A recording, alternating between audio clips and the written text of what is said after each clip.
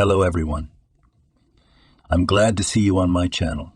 The story I'm going to tell you today is pure. It is true that all the bad things that happen in life happen for a reason. It is said that we can appreciate the good things, the things when they happen to us. I hope you enjoy this story. I wish you a pleasant viewing experience. Excellent choice. I suggest you add a little soy sauce to it. At this point, Camille, realizing she was saying something inappropriate, came to her senses. She was working as a waitress in a restaurant in Miami. The tourist season was in full swing, and there were so many customers that the staff barely had time to serve everyone. However, Reginald, the owner of the establishment, was in no hurry to hire new employees. "You need to move faster," he grumbled. "I can't afford to keep a bunch of lazy waiters." No one dared to argue with him, especially 19-year-old Camille, who expected to earn some money for the season before the school year. Now the waiters were constantly overworked. They could barely get home from their shift before it was time to go back to work. Not surprisingly, with such a regimen, the girl started talking out of turn. She apologized to the visitors, smiled sweetly, hoping to smooth over the awkwardness a little, and left. Camille passed the order to the kitchen, where she was greeted by the same tired workers, cutting and frying something relentlessly. It was very hot and noisy. A branch of Kyle, a young chef with whom Camille often interacted, said upon noticing her. "That's okay, it'll be past lunchtime now. We can take a little break," the girl sighed. "Yes, and then it will be dinner time, and we have a banquet tonight. Some rich company has rented part of the hall," Kyle replied. "Right," slapped herself on the forehead Camille. "I forgot, so I'll have to run around with the tray late at night again." "Yeah, there's plenty of work for everyone tonight," the guy said. "Okay, sorry. I can't take any more distractions." Camille nodded and went back into the hall. She knew about Kyle's plight. The pleasant blonde-haired boy was her age and had recently graduated from the orphanage. The young man didn't have any relatives, so he was making the best of it. He studied to be a chef and worked in several establishments at once. "Having a steady job is very important to me," Kyle said. "At least this restaurant pays on time." Camille herself was a pretty girl with brown eyes and brown hair. She lived with her parents in an old 5-story building on the outskirts of the city, studied at the local university on a budget, and received a tiny scholarship. Her parents were simple laborers. Her father worked at a fish farm and her mother at a bakery. They could not help their daughter financially, buying only groceries for the whole family and paying utility bills. Camilla earned the rest on her own, working as a waitress, although she chose her future profession as an HR psychologist. "Is that the best specialty for you?" said her favorite class teacher, whom Camille consulted before enrolling. "Why not just psychology? You've always had good organizational skills," she replied. "Plus, you're a good judge of people, able to resolve conflicts.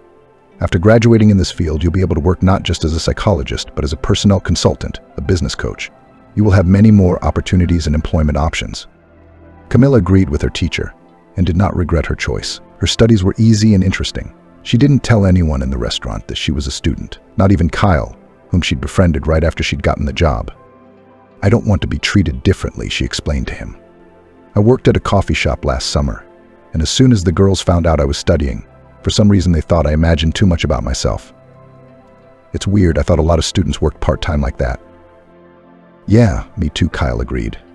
"But that cafe apparently employed mostly disillusioned older people who were disappointed in life. They just didn't like you." Camille worked in a younger staff now, but she still didn't want any unnecessary gossip. After handing over her order and talking to Kyle, she returned to the lounge where the last customers were finishing their lunches. There were fewer and fewer new guests, so she decided to take advantage of the lull and grab a bite to eat as well. But just as she sat down with a sandwich in the back room, she was called back into the hall. "Oh my God," she thought, barely seeing the crowd of customers seating themselves at the tables. "The fun is about to begin." It was a young woman with a child about 3 years old. The mother was barely looking away from her phone, and the boy was hanging around the neighboring tables, disturbing the customers. "Please sit the little one down," Camille asked politely. "Are you going to tell me what to do?" The woman suddenly burst out. "It's just that the other guests are not happy. Without supervision, trouble can happen to a child." Once a little girl scattered food, and the waitress slipped and fell. Luckily, it was broken dishes and not broken bones. "Michael, come here," the woman said in a disgruntled voice. The boy ran up to his mother, who sat him down defiantly, ordered soup and salad, and stared at her cell phone again. Camille sighed quietly and went to hand over the order. Waitresses disliked such customers, not because the children were noisy and running around, but because the adults accompanying them allowed them to do so, often without watching what the child was doing.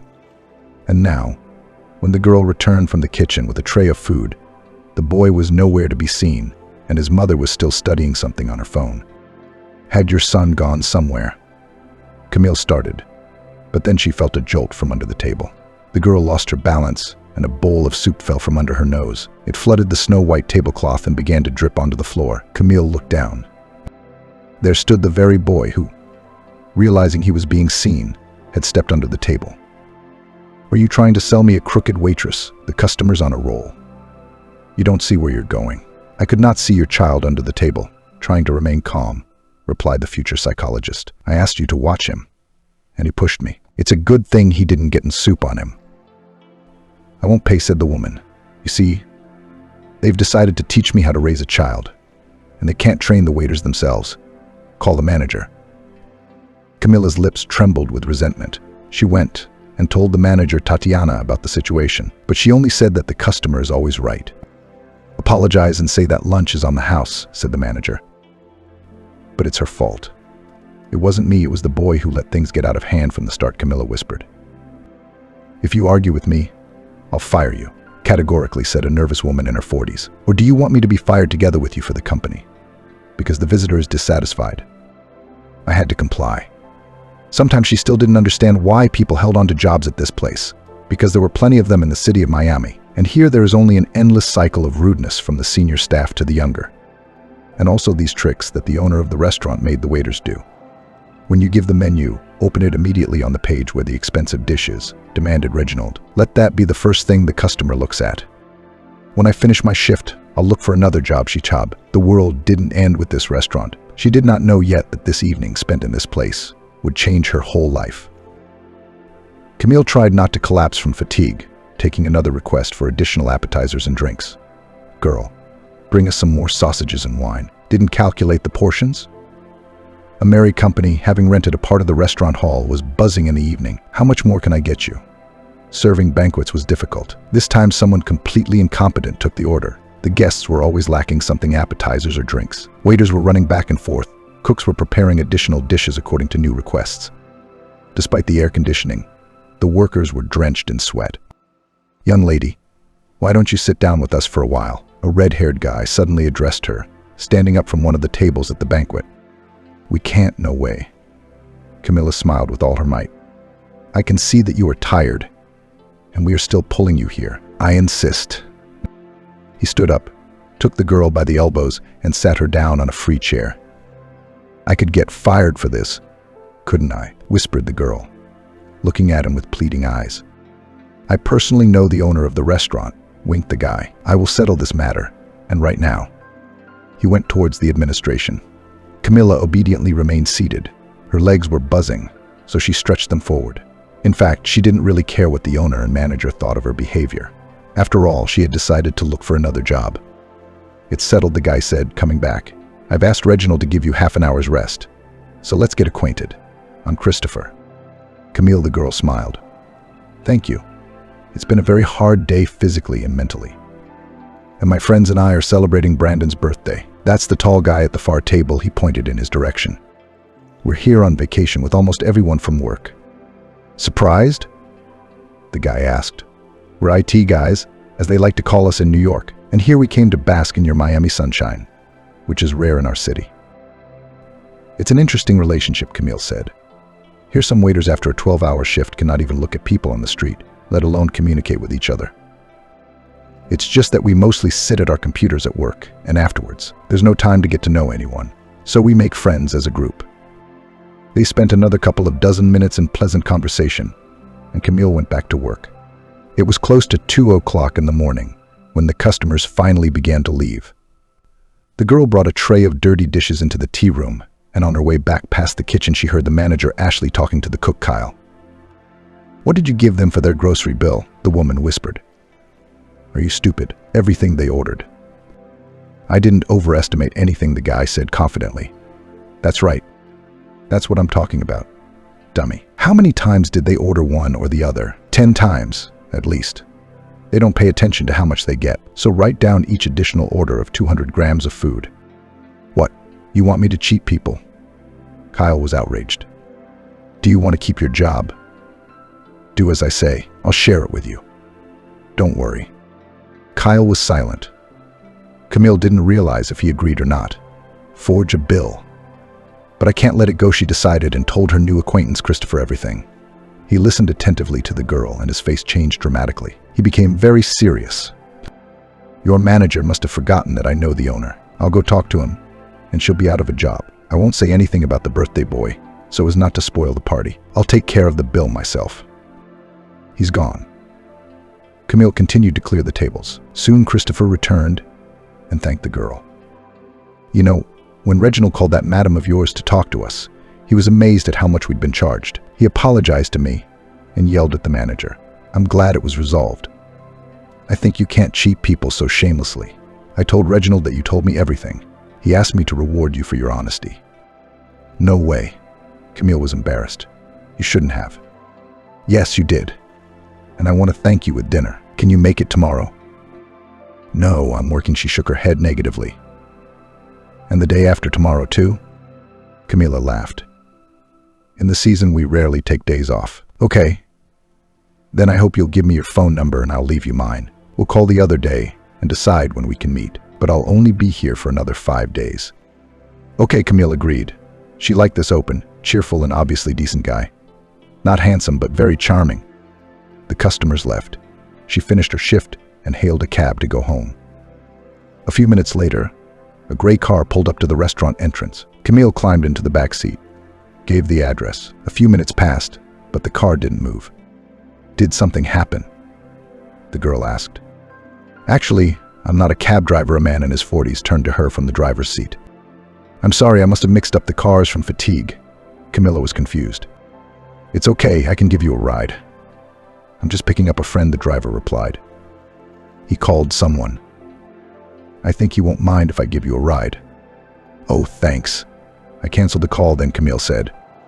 A couple minutes later, the front door opened and some man got into the seat next to the driver. They drove off at once. Listen, I've got a girl I've been meaning to pick up. I hope you don't mind. The driver asked. It's all right with her, said his neighbor, and turned around. It turned out to be Reginald. That's you, isn't it? He was surprised to see Camille. I got in the wrong car. You were in the wrong car, Reginald interrupted. I was going to tell you tomorrow, but since it's such a coincidence, why wait? You're fired. Come back tomorrow for your paycheck. Why? The girl was stunned. There were no complaints about me today. In any case, no one said anything to me. And what's the story with the customer's account? It was not I who counted it. I, on the contrary, prevented a mistake. It was about a friend of yours. You ratted on your own. That's what's important. You told a client about a colleague's shortcomings. I don't care if it was a friend or not. Business is business, Reginald said sharply. You know, with people's attitudes toward work, Reginald was suddenly hot-tempered. I was thinking of looking for another job myself. You're just speeding up the process, he snapped. Don't be rude, or you'll end up without a paycheck. And in general, be grateful that we don't throw you out of the car in the middle of the night. The girl was silent. The driver did not utter a word while they drove to her house. Camille thanked the stranger for his help and bid Reginald a dry farewell. Once inside her apartment, she went straight to the shower and then collapsed into bed. In the morning, Camille decided to call Chase herself and tell him about the night's events. So now I'm free in the evenings until I find a new job, Camille said, smiling. Wonderful. So let's meet at the beach early today, and then we'll go for a walk, Chase suggested. You know, I'd rather go to the beach than to a cafe, she admitted. Summer's in full swing, and I haven't been swimming in the sea yet because of my work. No problem, laughed the guy. That's why I came here to swim and sunbathe. At the appointed hour, they met near the entrance to one of the private paid beaches in Miami. Camille changed her strict waitress uniform, white top, black bottom to a colorful sundress, complemented the image of light sandals instead of closed black shoes, white Panama and sunglasses. The girl came a little earlier and sat down on a bench in the shade of the trees. A couple of minutes later, Chase appeared and stopped nearby, obviously not recognizing Camille. She walked over to the guy herself. "Wow," he exclaimed, as if he'd seen a completely different girl. "You look great." "Yes, all I had to do was sleep and change clothes." Camilla laughed. The young people went to the beach and had a wonderful time. They swam, sunbathed, rode on a catamaran, ate the ubiquitous hot corn and ice cream. In the evening, we went on rides in the park, located nearby. At the same time, we had dinner there in a small cafe. It's been a long time since I had a normal vacation. Camille couldn't get enough of it. Since I entered university, I've been working every summer. First, I get an internship from the university, and then I work in cafes and restaurants.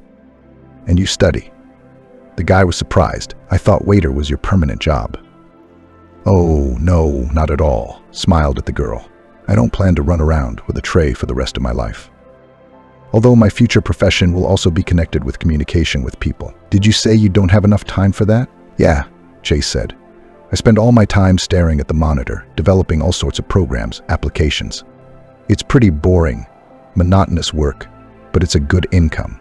"Well, I, on the contrary, will be engaged in communication, and not only in the sense of talking to people myself, but also to study the relationship between them, to study the microclimate in teams, to give recommendations. But this is all in the future. Meanwhile, long live the new restaurant." "Well, if you look at it from a different angle, here you also have the psychology of management is present, just not with the employees, the customers," the guy said. "Yeah, come to think of it, there are subtleties here too. There are situations. For example, a visitor asks to redo the dishes. I tell him that I will now clarify in the kitchen. I come back a couple minutes later and say, 'Oh, no, we don't do that. But for your sake, the chef will make an exception.' And people are subdued by this attitude and tip more." The guy guessed. "You guessed right. Although we're obliged to redo it if the customers aren't happy. Tomorrow I will study the vacancy for this important position with an individual approach to everyone." Camilla sighed. "Don't you want to take a vacation?" Chase suggested. "Look, I'll be here for a few more days, and I'd love to hang out with you. Take a walk. How today I got away from my team. Finally, another year to work side by side with them." He laughed good-naturedly. "I don't know," said the girl. "The money will not appear by itself. I came today for the check. I was cheated, despite Reginald's promises. But I didn't argue, took the money and left. Don't worry, I got enough money for me and you." "Oh, no, it looks like I'm being mercenary. I'll go out with you, so you can pay for me. Don't you want to go out with me?" "I do." Camille smiled. "Well, don't think about finances. I'm serious. I'm interested in your company. It's fun. So what if I am currently a little richer than you?" The girl eventually agreed, and a few more days they spent together, enjoying the sea, the sun. In summer, one day they went diving. Another day they went to a mountain amusement park, where they walked on the longest suspension bridge in the country, rode on the highest swings. And once we went on a night tour of Miami, where the guide told legends about the city and its people. "God, all my life I live here, and I have never been anywhere you can say." The girl waved her hands. "We have so many interesting things here, it turns out." "Glad I gave you a chance to get to know your hometown better," Chase teased her. The day of departure arrived. Camille came to see Chase off at the airport. Both of them felt that they'd grown very attached to each other over the days. Though they didn't say it out loud. "I'm going to miss you," Camille admitted. "Me too," Chase said. He looked intently into the girl's eyes and suddenly pulled her to him and kissed her. Camille responded hotly, taking the guy's hands on her shoulders. "So what are we going to do about it?" the girl asked. "I don't know," Chase replied, "but I'm sorry I have to fly away." A month passed, and all the while she and Chase texted almost nonstop on Messenger and called each other. They were drawn to each other, but the distance gave them no hope of meeting again soon. In the meantime, Camille had found a new job. She got a job in a modest cafe near the beach. "Catering makes me sick, no matter how punny it sounds," she told Chase. "But it's the best job option right now. Listen, would you like to make a radical change in your life?" Her boyfriend once asked her in response to her complaints. "What do you mean?" She didn't get it. "I mean, you could move in with me in New York. I have enough money. My apartment is rented, my life is set up. You could not work at all for the time being, but study in peace. And be with me," the boy added. "I don't know," the girl was confused, not expecting such a proposal. "But we don't know each other much." "Not at all. What if it doesn't work out?" "Well, let's find out. And I'll have a reason not to sit in the office for weeks and live a normal life with the person I love." Just like that with the one you love. The girl smiled. You've never said that before. I'll tell you something else when you get here, won't I? Chase said softly. How am I going to study? I'm not sure we have a correspondence department at the university. Well, you could transfer here. You just have to find out about all the options, the guy patiently urged her. I'll think about it. Camille said in the end, I want to, and it hurts. It's the right thing to do. I respect you for being thoughtful, Chase replied. You're not the kind of person who makes a quick decision, but rather weighs everything. I think about it. But you know what I really miss? A few weeks later, Camille stood at the airport. She was now, as Chase had been recently, waiting for a flight to New York. She was both excited and a little scared about the new turn her life was taking. What if it all goes wrong? Camille thought. We only know each other from our vacation in Miami. It's like a vacation romance. This is serious life. Okay, she chased the bad thoughts away. The deed was done. The decision's made. We'll just have to wait and see. Chase was overjoyed to have her here. He'd taken time off work and surrounded her with care and attention. He met her at the airport with flowers. They dropped their stuff at his apartment downtown, and Chase took her on a tour right away. What's up, beautiful? Let's go for a ride, he said cheerfully. Actually, we're going to walk a little bit. In order not to tire you after the flight, I proposed to go only through the main streets and neighborhoods. The girl took a shower, and they went for a walk. Chase showed Camille the sights, and she was delighted with the beautiful city she had come to for the first time. Is the Statue of Liberty so small? Camille wondered. For some reason, I always thought it was gigantic. New York can amaze you even more. Chase laughed. Live here for a week. You'll see for yourself. Camille and Chase visited the cruiser Aurora in New York, which seemed smaller than she had imagined. The next day they went to Peterhof, enjoying the beauty of the fountains and the fresh air. After 2 days of walking, they decided to rest. At home, Camille finally began to arrange her things. This closet I cleared out for you, the boy said. In the kitchen, I think you'll figure out where everything is on your own. You can rearrange things however you want. You're the hostess here now. They ate dinner and went to bed together for the first time. Until this night, Camille had slept separately. She didn't hesitate to get into bed with her boyfriend right away. Chase understood and didn't insist. And now he was rewarded for his patience a night of love with a beautiful girl. In the morning, Camille woke up happy. Now I think I have everything, she said. In love. Looking at Chase. A favorite person. A home. Hopefully things will get better with school too. The boyfriend went to work, and Camille set about fixing up the house to her liking. Another week later on Saturday, Chase decided to introduce her to his parents. The girl was worried about the impression she would make, but it went well. I didn't realize your parents lived in such a fancy house, she exclaimed, entering the entryway of the elite high-rise apartment building. Didn't mean to scare you, Chase laughed. But my parents are very rich people, oh my God. Now they're going to think, what kind of girl did you get? Camille worried. They'll also ask who my parents are. What am I going to say? That they're just factory workers. Tell the truth. Of course, the boy nodded. I don't think they'll treat you badly because of that. What do your parents do? Tell me so I'm prepared. They were already riding the elevator up to the 16th floor. Mom doesn't work now, no need. She does ballet, drawing, goes to all sorts of courses and master classes. Dad made a fortune, would you believe, in your field in the restaurant business. He has several expensive establishments all over the Sevalashments. Mommy's Camille stretched out fearfully. But it was too late to back out. Chase was ringing the doorbell. Come in. Come in, came a high-pitched female voice from behind the door. The door opened, and a smiling, skinny, red-haired woman stood on the threshold. You must be Mom, the girl guessed. Good evening, my name is Camilla. Yes, I can tell from you and your son that we're related, laughed the woman. Come in, don't just stand there. I'm Jennifer. My husband's name is Jackson, but he's late at work. She led the girl into a spacious kitchen combined with the dining room. I hope you'll help me set the table, Jennifer asked. I have almost everything ready. The salad is just fresh, I want to chop it up. Closer to the arrival of her spouse, Camille agreed, and the women began to clap. As they finished preparing for dinner, Chase sat on the couch and enjoyed watching these important ladies who got along well with each other. Jennifer got a call from her husband saying he'd be in about 10 minutes, and the women began putting the finished dishes on the table. Soon the key turned on the door and Jackson, a large, dark-haired man, entered the apartment. Oh, it smells so good in here, he sniffed. Who's roast chicken? Yes, come. Sit down at the table, his wife answered him. Camilla's already helping me with the chores. He glanced at the girl. Just doing what Jennifer says, Camille replied. They sat down at the table, and the conversation flowed in the usual way for such a situation. Chase's parents asked Camille about her classes, her plans, her parents. She was honest about everything. I didn't know Chase had parents like you, she concluded. You have a very different income than we do. Yeah, I guess so, Dad said. That came as a surprise to you. Well, we'll see how things go from here. A few hours later, the young men were on their way home in a cab. Do you think they like me, Camilla worried. I think they did.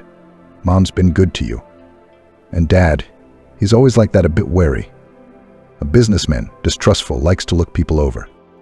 As time went on, Chase was working, and Camille had unexpected problems with the transfer from the University of Miami to New York University. The girl lacked one document, and it was possible to get it only by coming to Miami and picking it up in person. It's the 21st century. Chase was indignant. Couldn't one document be sent electronically? Camille just waved her hands. She was about to go home, but she realized she would miss a good part of the school year. Upon reflection, the girl decided not to make up for that time right now in a new educational institution. Here I'll transfer. I won't know anyone at the new university. And here I'll also find myself falling behind, she explained to her husband. I'm thinking of taking a year's sabbatical, and after I'm reinstated, I'll be here. Good decision, he nodded. And you'll go for the documents in peace, and maybe you'll look at another university here. Because we chose in a hurry, so that the specialty was similar to yours. And so it was settled. However, after a month at home, Camille was frankly bored. Chase spent a lot of time at work. She hardly ever went anywhere, not knowing the city. I want to work, she said on a winter evening. Crazy. Always studying, working hard, and here I'm sitting around like some housewife. So take a course with my mom, she'll tell you what's best. She's tried a lot of things, Chase suggested. Honey, I don't want to take a class. Camille smiled. I don't want to learn something applied. I want to learn a major. I don't want to spread myself thin. I'd rather make some money for myself. At least, as they say. So what are you going to be? Well, what? A waitress. Of course, laughed the girl. I have experience in that field, including during the busy season in the South. I think I can find a place. So let me ask Daddy, Chase suggested. They'll find you a position in our establishments. If it's okay, sure, I'm all for it. Camille replied. I'd be happy to work for a guaranteed adequate owner. I'd shudder to think of that, Reginald. She didn't yet know what was in store for her when she got her new job. Jackson helped the girl, arranged in one of his restaurants on the morning shift from 12. Camille wanted to spend her evenings with Chase. And everything went its way: work, family life. On weekends, young people tried to spend time actively, went on excursions, to the cinema and theater, and sometimes just walked around the beautiful winter city. Spring came, and one April day, Chase, as usual, called Camille to walk through the center of New York. After about half an hour of walking, they found themselves on the bridge over the river, kissing. Did you know that this is where lovers are bound to kiss? The boy jokingly asked the girl. And to begin on one bank and end on the other. How's that? Laughed Camilla as she walked. Let's try it. I'll walk backwards, and you walk on top of me. In this position, kissing and laughing at the same time, they crossed the bridge. Camille gasped and gulped in the cool air with her mouth as she smiled. At that moment, Chase looked at her, unusually serious. There's another omen, he said. The longer a couple's kiss lasts here, the stronger their marriage will be. As for the duration, you and I have done our best. Now let's check the second part. I don't get it, Camille looked at him in surprise, but we've done it right, with the kiss. And next I propose to find out in practice how long our marriage will last. Marry me. And he pulled a box from his pocket. I agree, she blurted out, not realizing what was in the box. She took it, opened it. Indeed, there was a thin gold ring. Engraved inside were intertwined initials. You like it? Chase asked her gently. It's very pretty, Camille whispered. I didn't want to get the fancy ones with diamonds. I think it's something pretentious. And I read that traditionally an engagement ring should be simple, smooth. I see. And I didn't even know that. I thought a ring like that had to have stones. Well, it doesn't, but don't worry. I'll give you different jewelry anyway with diamonds and whatever you want. For our life together and hopefully for a long time. Camille and Chase melded into a kiss. And it was a different kind of kiss, not an easy gesture. The lovers' attention to each other fulfilled true feelings, solidifying the serious intentions of both parties. Camille, let's go to your parents and tell them, Chase suggested the next day. Let's tell them about our decision. Let's do it. I already called my parents, she said. They were happy, wished me luck. They were already asking if we were getting married here or in Miami. I explained that at 12 we haven't had time to discuss it yet, Camille said. I think we should do it in New York, to be honest. I'm sure my dad will help with the restaurant and the service will be free, Chase answered. We'll waste a lot of money in Miami. It's better to use that money to go on vacation, to go somewhere on our honeymoon. I don't know, Camille thought. Then it's unlikely that my dad and my mom will be able to come. It would be expensive for them. But what are you doing? I'm paying for your parents' tickets in a decent hotel here. We're a family now. And the guy looked into the girl's eyes and held her close. That weekend, they went to visit Chase's parents. Everything went the same as last time. A welcoming reception from the mother. Again, the father was late on business. Finally, everyone gathered around the table. How's my restaurant working out for you? Jackson asked Camille. I like it. Thank you. Very good. The manager, Stefan, is good, very helpful. He's decent. At my last job, the workers used to get on the staff and make them steal. But I'm glad. Glad, said the man quite contentedly. Mom, Dad, we have an announcement for you, Chase said cheerfully. We've decided to get married. Oh, that's wonderful, said Jennifer. Take your time. Jackson said almost at the same time. Why are we in a hurry? Chase was taken aback. We've known each other for almost a year. We've been living together for over 6 months. We're good. But 6 months isn't an indicator, his father said. I think it's a little early for you to be getting married. After this statement, the rest of the evening passed in a kind of confusion. She didn't know how to behave. Whether her parents approved of their decision or not, Chase didn't understand his father's mood either. Jennifer seemed pleased at first, but after her husband's words, she became confused and kept quiet. Don't worry, Chase said when the young people got home and were getting ready for bed. Daddy just needs time, I guess. Mom's always been so supportive of me. Dad's a little slower and more measured when it comes to news. Yes, I was upset, admitted the girl. It seemed to me before that they treat me well. Let's go to bed. Yawned Chase. The morning is wiser than the evening. You'll see. Everything will be all right. But in the morning, Camille was in for a surprise. She arrived at work, and no sooner had she taken an order from her first customer than the manager called her in, said the owner wanted to talk to her. What's wrong? We just saw each other yesterday, puzzled the girl.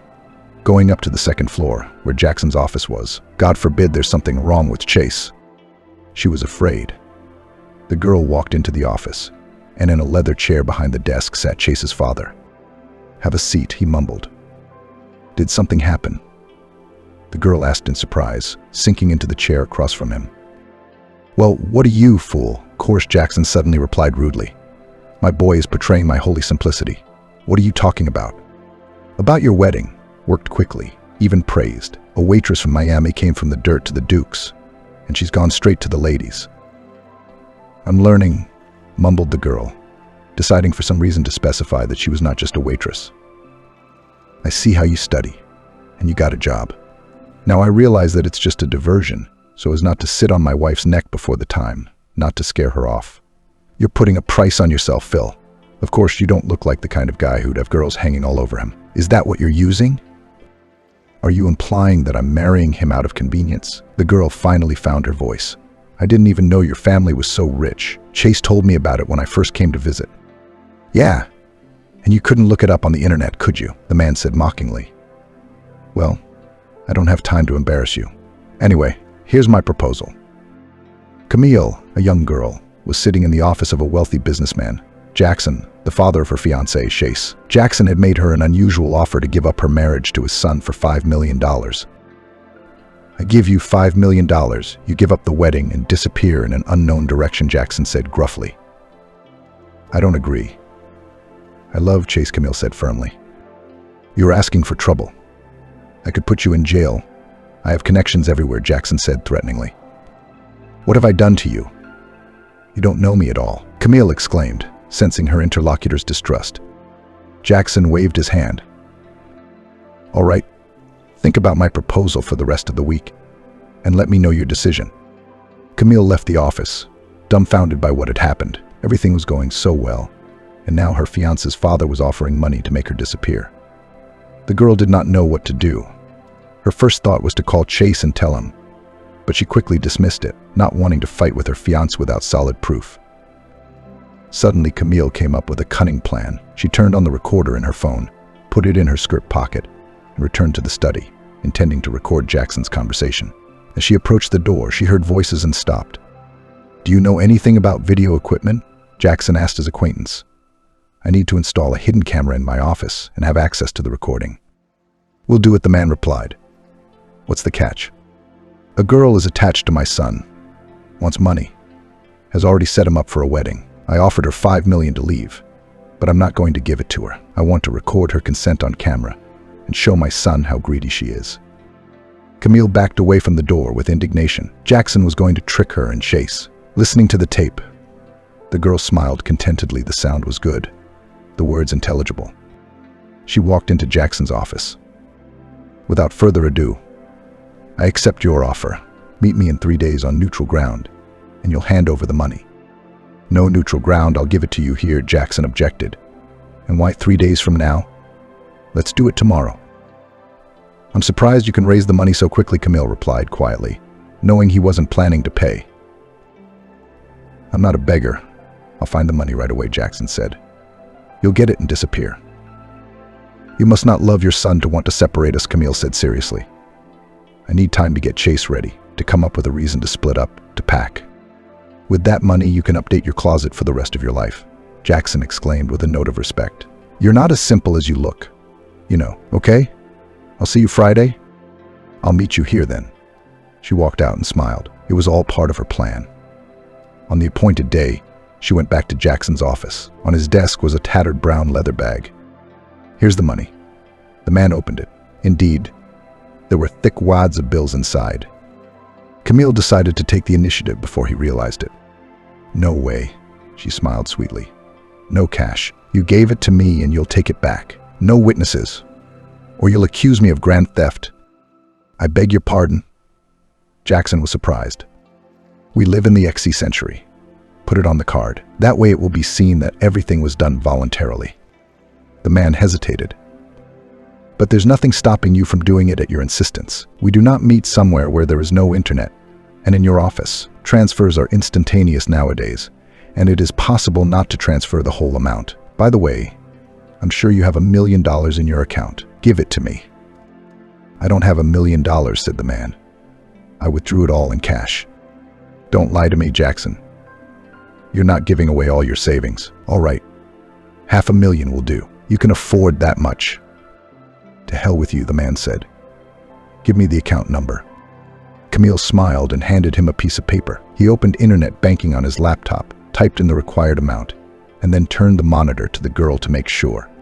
He then requested a one-time password from the bank via text message and entered it into Camille's phone. She glanced at the screen. "The money has arrived," she said. "But I'm not saying goodbye yet. I'm going to go to work." And she left. The weekend passed. On Monday, Jackson arrived at work and saw from the car window that something incredible was going on outside the restaurant. A large group of people with microphones and video cameras were huddled there. They were all clearly waiting for someone. "Journalists?" The man was surprised. "What are they doing here?" Maybe some celebrity came to have breakfast at the restaurant. And he was in a hurry to find out what was going on. Jackson Viktorovich, the reporters surrounded him at the entrance. "Why did you decide to do such a thing?" "What?" Perplexed, the man asked. "Don't be modest. Donate so much money to an orphanage, and even at the other end of the country. How did you know that the orphanage needed money in that amount?"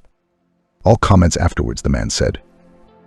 He literally ran into the restaurant to get away from the crowd around him, shouting more and more questions, and to find out what was going on. Waiters, including Camilla, were scurrying between tables with a few more customers. When she saw Jackson, she stopped in the middle of the room and smiled broadly at him. "What are you doing here?" The man choked. "You're supposed to be working for Chase." She quickly followed him. "Whose hand did you have in all this?" He stormed across the hall toward his office, furious. A few minutes later, after calculating the client, Camille followed him. "You can fire me, of course," began the girl, entering the office. "But I would like to work until I find a new place." "Why are you dictating terms to me?" Jackson lashed out at her.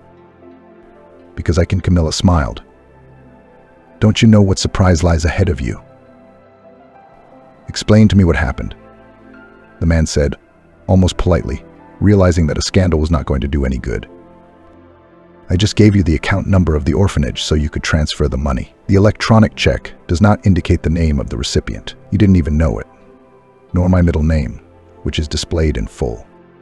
Why would I know that? It's not like I was going to be related to you, Jackson replied. I just saw the name Camille written on it, that's all. I didn't think you'd be transferring money to an account other than your own.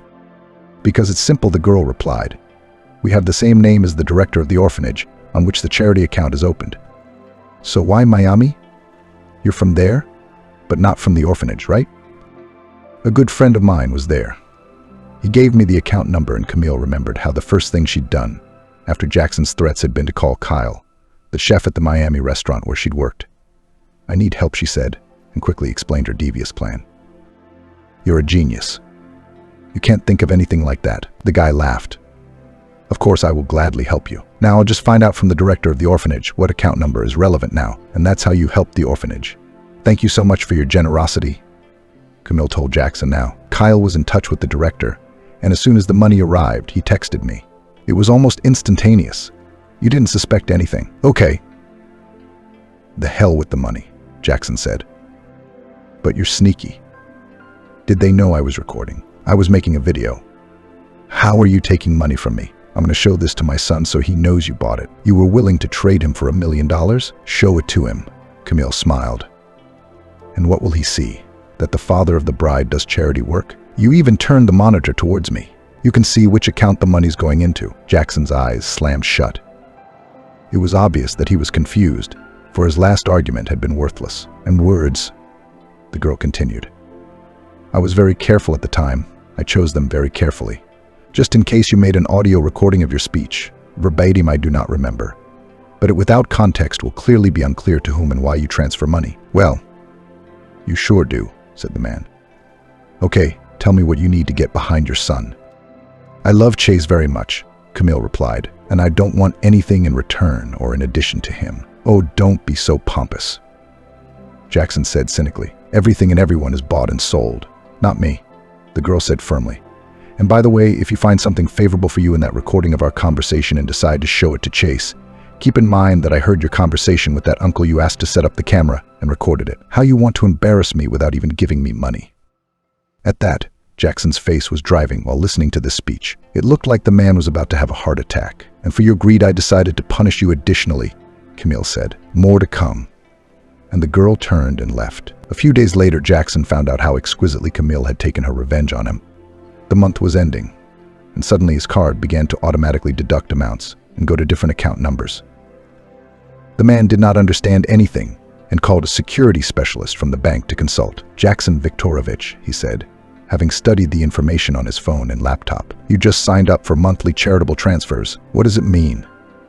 Every month you automatically transfer fixed amounts to different funds. This is done for convenience, so that a person who is regularly involved in charity immediately calculated how much can afford to allocate funds, plan their expenses, save time so they don't have to enter their account number or phone number every time. Is it possible to unsubscribe from this? No, unfortunately. Charitable organizations are also interested not in one time, but in permanent contributions. That's why they subscribe for several months at a time. In your case, the payments are fixed for 6 months. Jackson was dumbfounded as he imagined the amount of money he would lose during that time. The man pounded his fist on the table in impotent anger, and then leaned back in his chair and froze. Jackson Viktorovich, you are recognized as the biggest benefactor of our region. The man was honored 6 months later at a dinner party at New York City Hall. I can afford to help people. He tried to squeeze out a smile as he stood on the stage with a bouquet of flowers and a diploma. And that's just great. Your applause, dear friends, sprinkled with stamps the host of the event. Will you continue? He went on in the same vein. Of course, Jackson said, barely managing to dodge the microphone placed on him. So that no one would hear the heavy sigh that followed, he came down from the stage and was immediately surrounded by a flock of petitioners. We want to open a children's development camp this summer. Why don't you sponsor us? We're in constant need of adult diapers for the hospice. Please help us out just a little bit. Support us. Be a sponsor. The same thing rang out from all sides. Jackson nodded demurely and asked to be reminded to send official requests later. He barely made it to the end of the event and headed home. Absolutely exhausted, he walked into the apartment, undressed, and was stunned.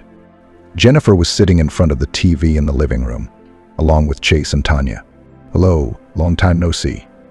The girl smiled. "And we were watching the coverage of the ceremony," Chase added. "How you were praised for your charity work. Who put you up to that kind of generosity?" "You're doing a good job," Jennifer said, while giving her husband an icy stare.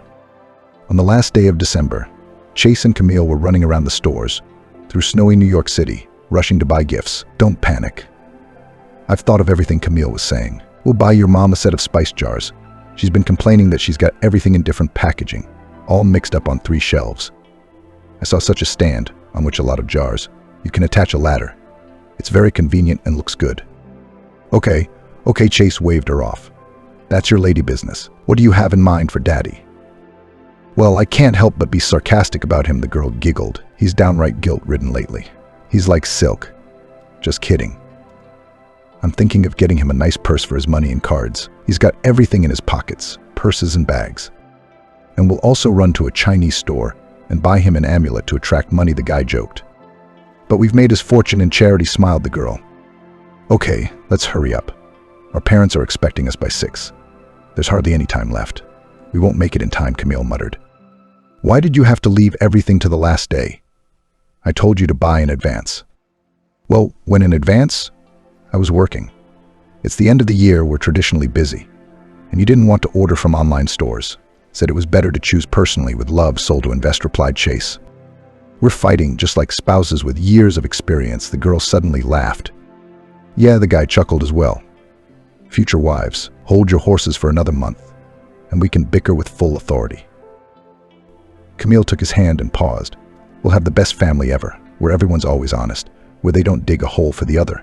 Certainly remembering my dad's experience," Chase chimed in. Turning to each other, they looked into each other's eyes, hugged and kissed. Snowflakes fell on the lovers, which were quickly melted by the piercing wind. But the young people did not feel cold. On the contrary, they felt the warmth of their sincere love, understanding and support for each other, as a real family should be.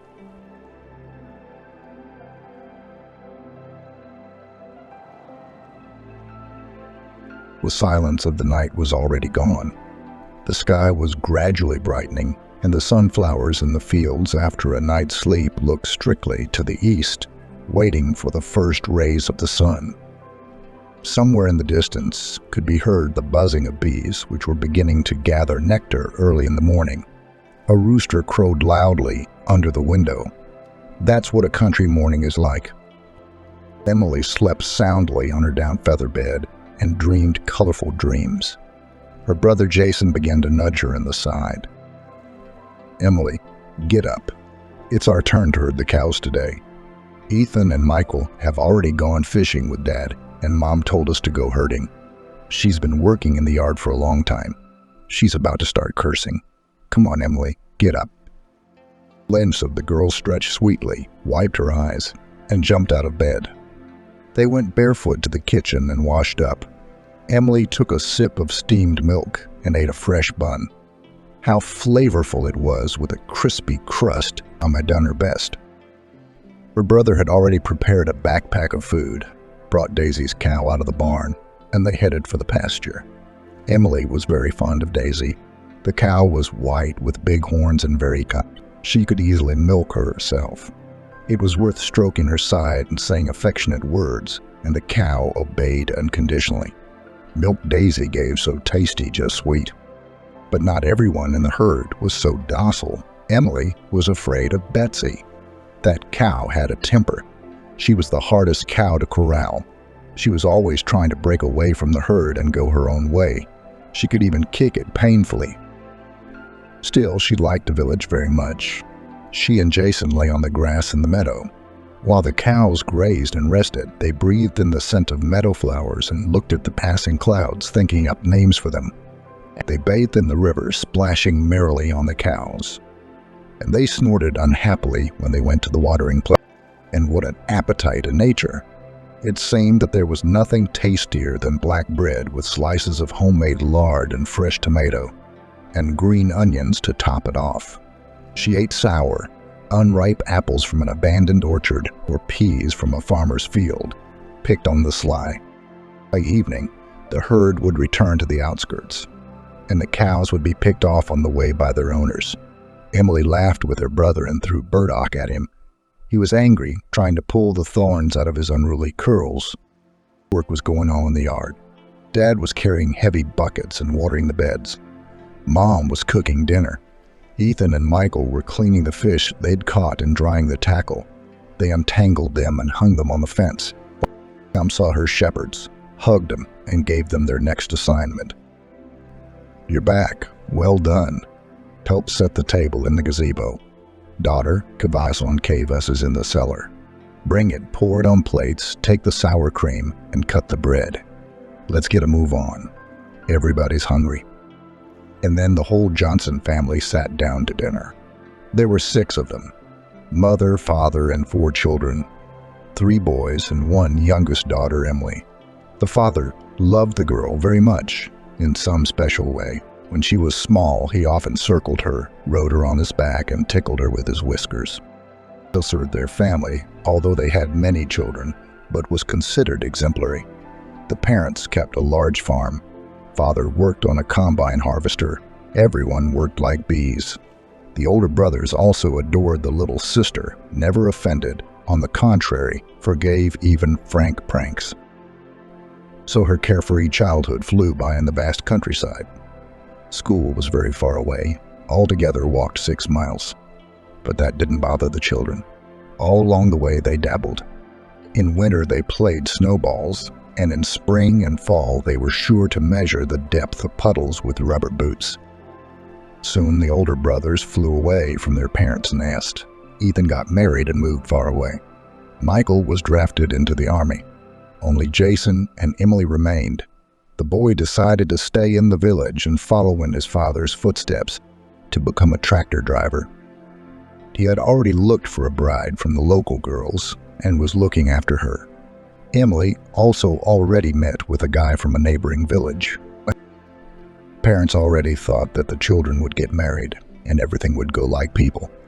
The girl loved Ben very much. He was a quick, cheerful guy. He was full of compliments. He also dreamed of earning a lot of money and taking his bride to the sea. He kept saying to her, "What are you talking about your wedding? We'll make it. What are years? I wanted to tell you. I've got great news. They're taking me on a shift for a year. When I earn money, then we'll go to the sea and we'll have a wedding for everyone to envy. You'll wait for me, won't you? Don't you dare go to the club without me. I'll be jealous." For Emily, it was a shock. She cried. The girl understood her fiancé, but it was as if she was saying goodbye forever. "And stay. You've had enough of the North. I don't want any sea. I'm fine at home. But how will I be alone without you? I don't want to part. I've entered the medical school. I'm studying in the city for 3 years, and I'm going to work in a paramedic station, and you'll find a job too. We'll live like everyone else, but stay, please." And the groom frowned. He stroked Emily's hair and persuaded her and persuaded. "I don't want to be like everyone else. You're so beautiful. I'm in love with your wheat curls, your blue eyes, and I want to give you the best of everything. You don't understand. Silly girl, it's only a year. You'll be in school by then. Time will fly by in no time. Don't cry, sweetheart. I love you. Everything will be fine. Just wait for me." The groom left. Emily missed him desperately, called, wrote letters, and gnawed on the granite of science.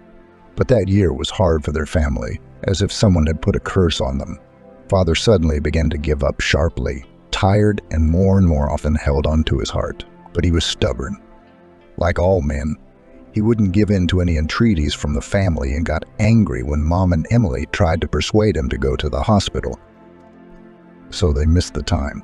When Jack was still examined, it turned out that he has serious heart problems, contraindicated heavy loads, and he needed a very complicated surgery. They don't even do it in the region. Lynn issued him in the capital. They put him on the waiting list.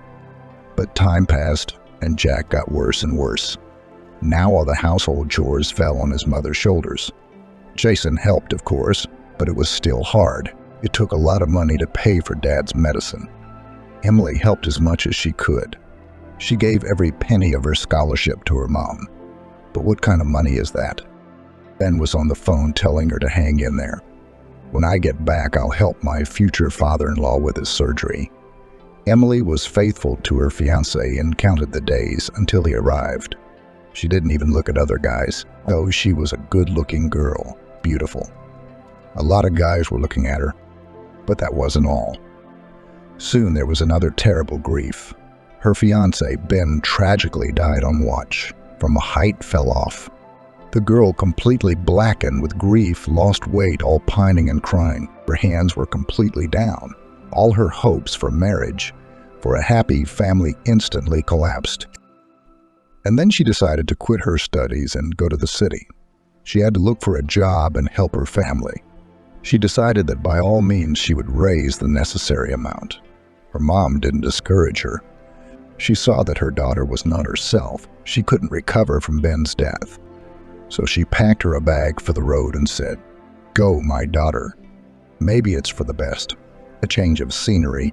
You'll be among people. The storm will calm down a little, and I'll pray for you. May you do well. Just don't quit your studies completely. Take a sabbatical. A lot can happen in a year. God willing, you'll finish your degree." That's how Emily found herself in the capital. For the first month, she felt like a savage. She poked around like a blind kitten, didn't know how to ride the subway, constantly confused the streets. She'd almost been scammed several times. She also desperately wanted to go back to the village. It seemed she would never get used to the constant hustle and bustle. It was like a madhouse.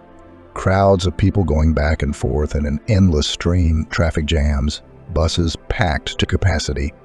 All this seemed to the girl simply unbearable. But gradually she got used to it. Everything got better. Emily rented a room in the dormitory and got a job in a cafe as a dishwasher.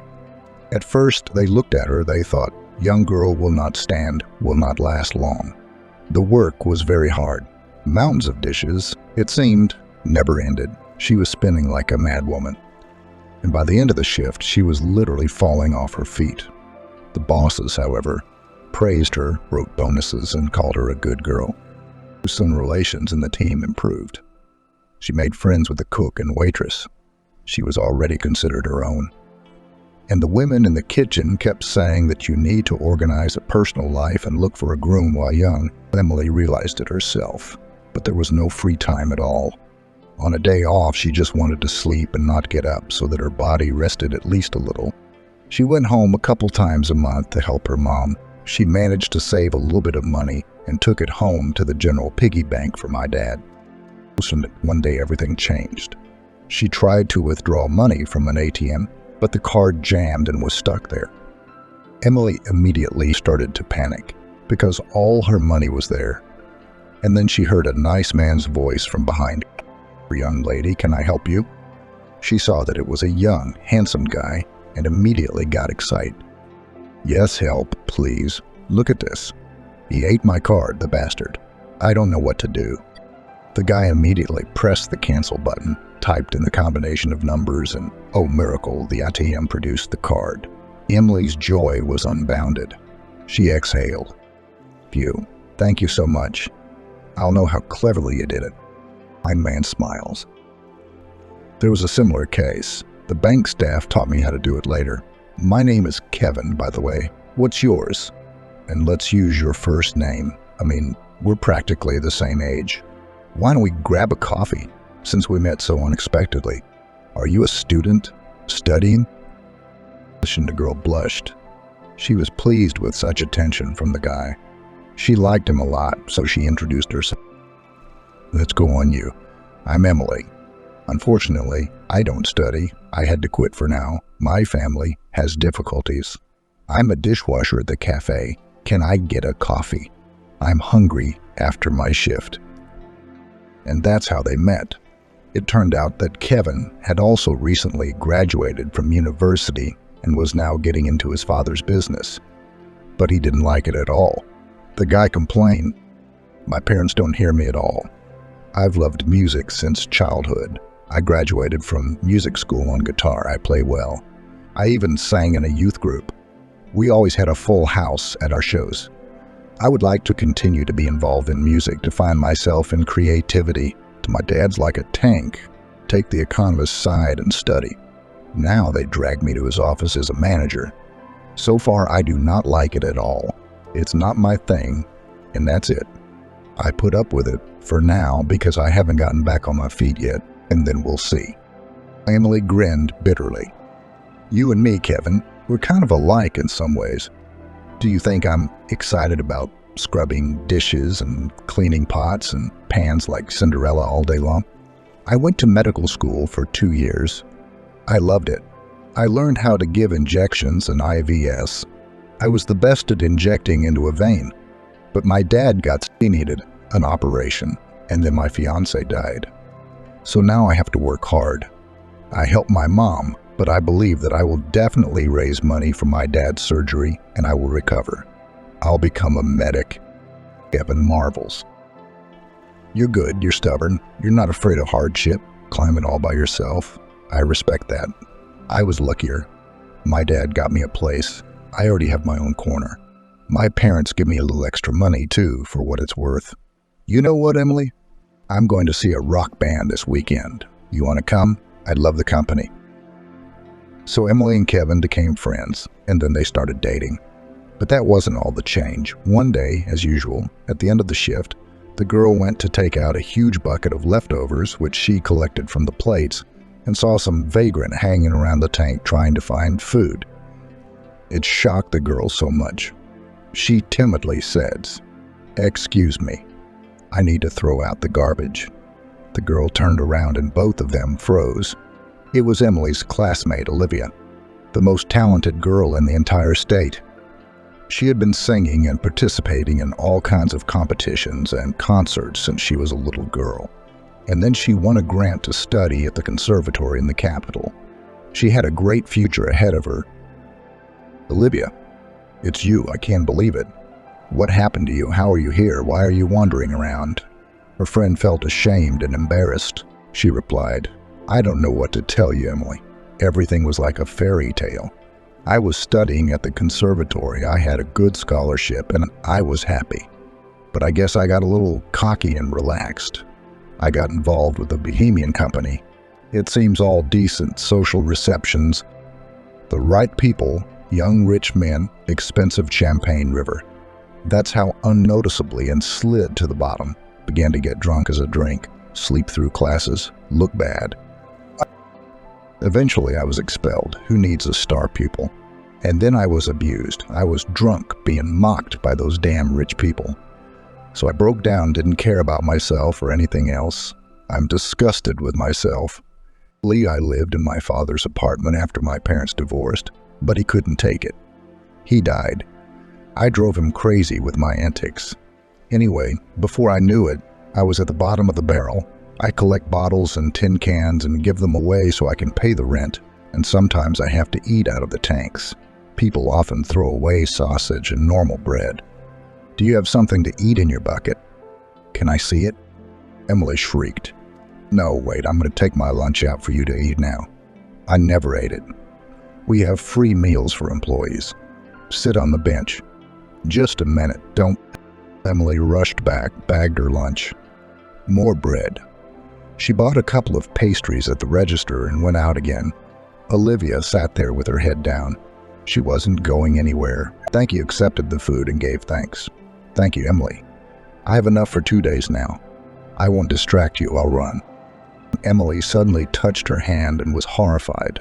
There was dirt and grime under her fingernails. She urged her former classmate, Olivia, you can't live like this. It's not normal. Well, you made a mistake, it's okay. But you are young, you still have everything ahead of you.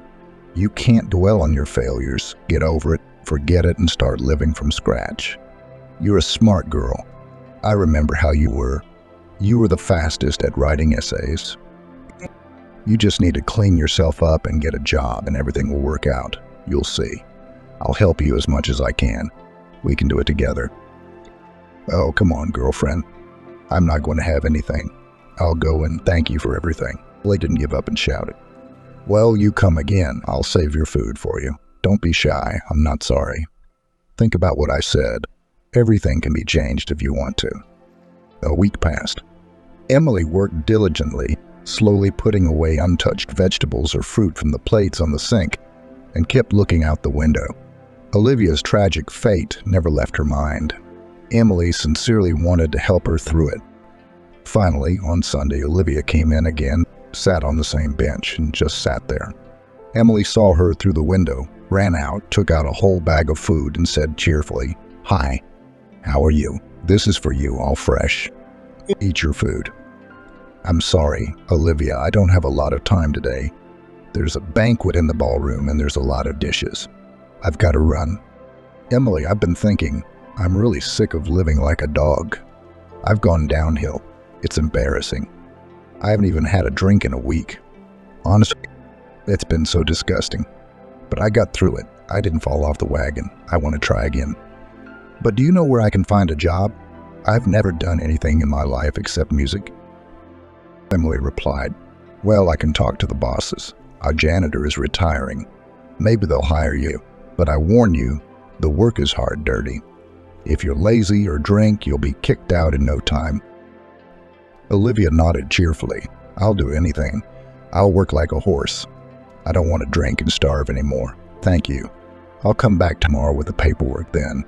Don't look at me like that. I understand. I'll get a haircut today and get dressed properly. I won't let you down." Emily pulled some money out of her pocket. "Here, this is for a haircut and stuff on sale. Buy cheap there. I go there myself sometimes. That's it. Come on, you'll do fine. I believe it." Olivia even cried, took the bill in her hands and sincerely said, "You have no idea what you're doing for me right now, Emily. I will never forget your kindness. And I'll give you the money for my first paycheck. I understand you're not rich yourself, but you gave me the last of it." Olivia did come as agreed. She was unrecognizable, fresh with her hair in a bob and new jeans and a sweater. Her hands were fine. You couldn't tell she'd been digging through trash cans yesterday. She got hired without a problem. Now the girlfriends were working together. They became even better friends. They talked about their own girl stuff. Emily would tell her friends, sometimes sighing, "You know, Olivia, I love Kevin so much. He's interesting, fun to be with. He's a musician and a romantic at heart. We're already living together in his apartment. I do my best to cook and clean. Everything seems fine. But his mom is unbearable. She demands that we come to her every day, or she can come to us uninvited. Like yesterday, for example, it was her day off.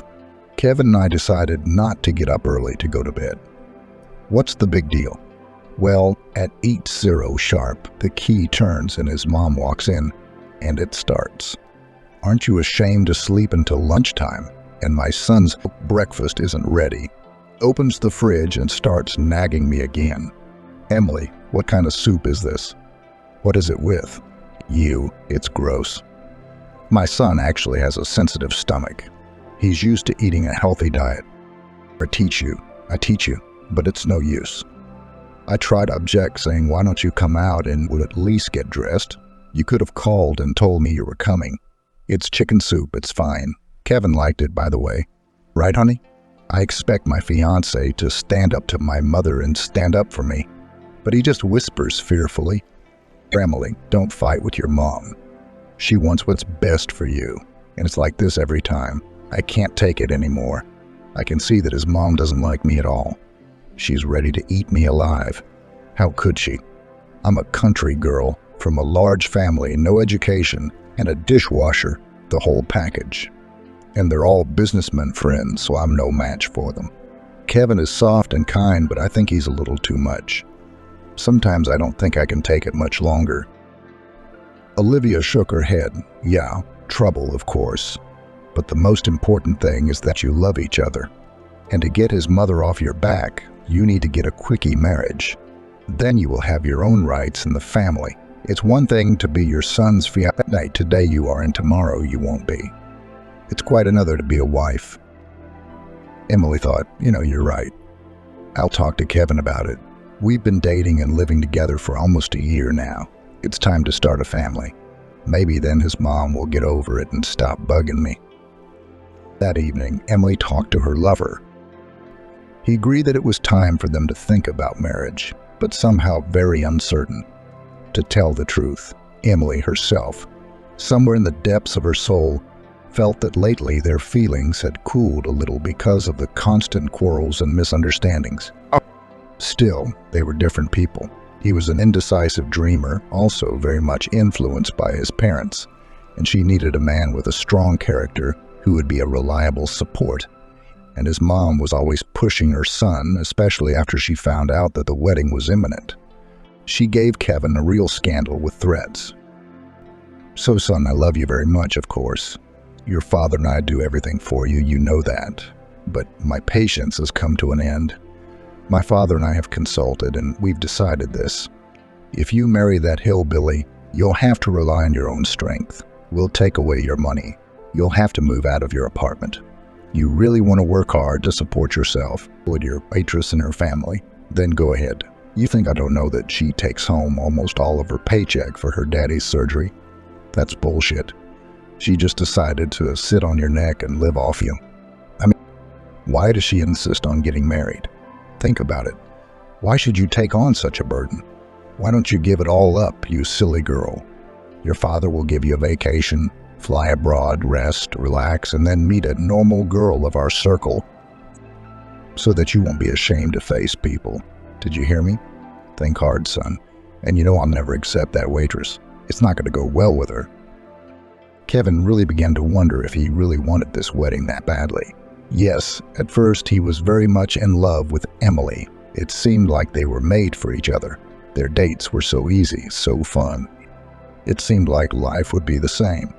But life together slowly but surely began to ruin everything. Here and household problems had to be solved, and balancing between mom and fiancé, trying to reconcile them. In general, the guy himself was confused and in his heart did not really want to get married, and Emily felt the same way. But they seemed to float on the stream. Inertia continued to live and prepare for the wedding. Before the ceremony, things got so heated that Emily had an open fight with Kevin's mother. The furious woman was not in herself and yelled at the whole entrance, not embarrassing the neighbors. "You lowlifes, get out of my apartment." Fooled my son's head, sat on his neck. "I will not have this wedding ever." Emily's heart was so full, she couldn't take it anymore. "I'm not sitting on anyone's neck.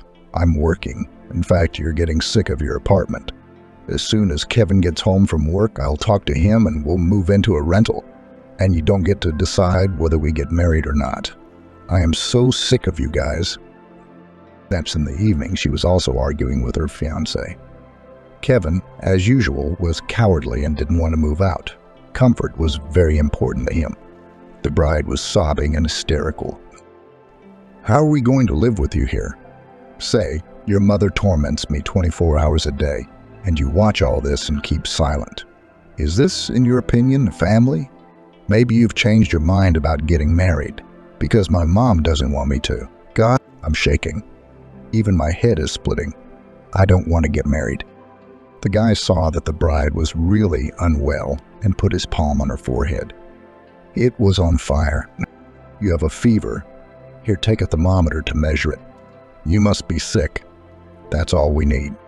By nightfall, Emily was getting sicker. Her temperature had risen to 40. Her cough was stifling and her throat was sore. In the morning, the girl called a doctor at home. The doctor prescribed her treatment and suspected the flu. He forbade contact with anyone and recommended bed rest. And she couldn't stand up herself. She was so weak, her legs wouldn't hold up. Amanda, having heard such news from her son, immediately ordered him, "Well, tomorrow is the wedding, and you will get sick. You know what? You move to our house and let Emily lie down, and tomorrow we'll send a cab for her. Why take any chances? I mean, the flu is highly contagious. And you're so sensitive. And I hope your fiancé's poor relatives won't be at the wedding. I can't bear the embarrassment of her huge country family. Then bring your guitar and moonshine." And my son, as always, went along with it. He went to spend the night at his parents' house and didn't say a word to her about the bride's relatives. Though the girl had heard the whole conversation, and she hoped that Kevin would show some character at least now, but everything turned out as usual. And that was what had gotten to Emily. Enough with the shock. You can count on someone like that. Congratulations on the day of the wedding. Emily choked back tears. She realized she'd be making an irreparable mistake if she really got married.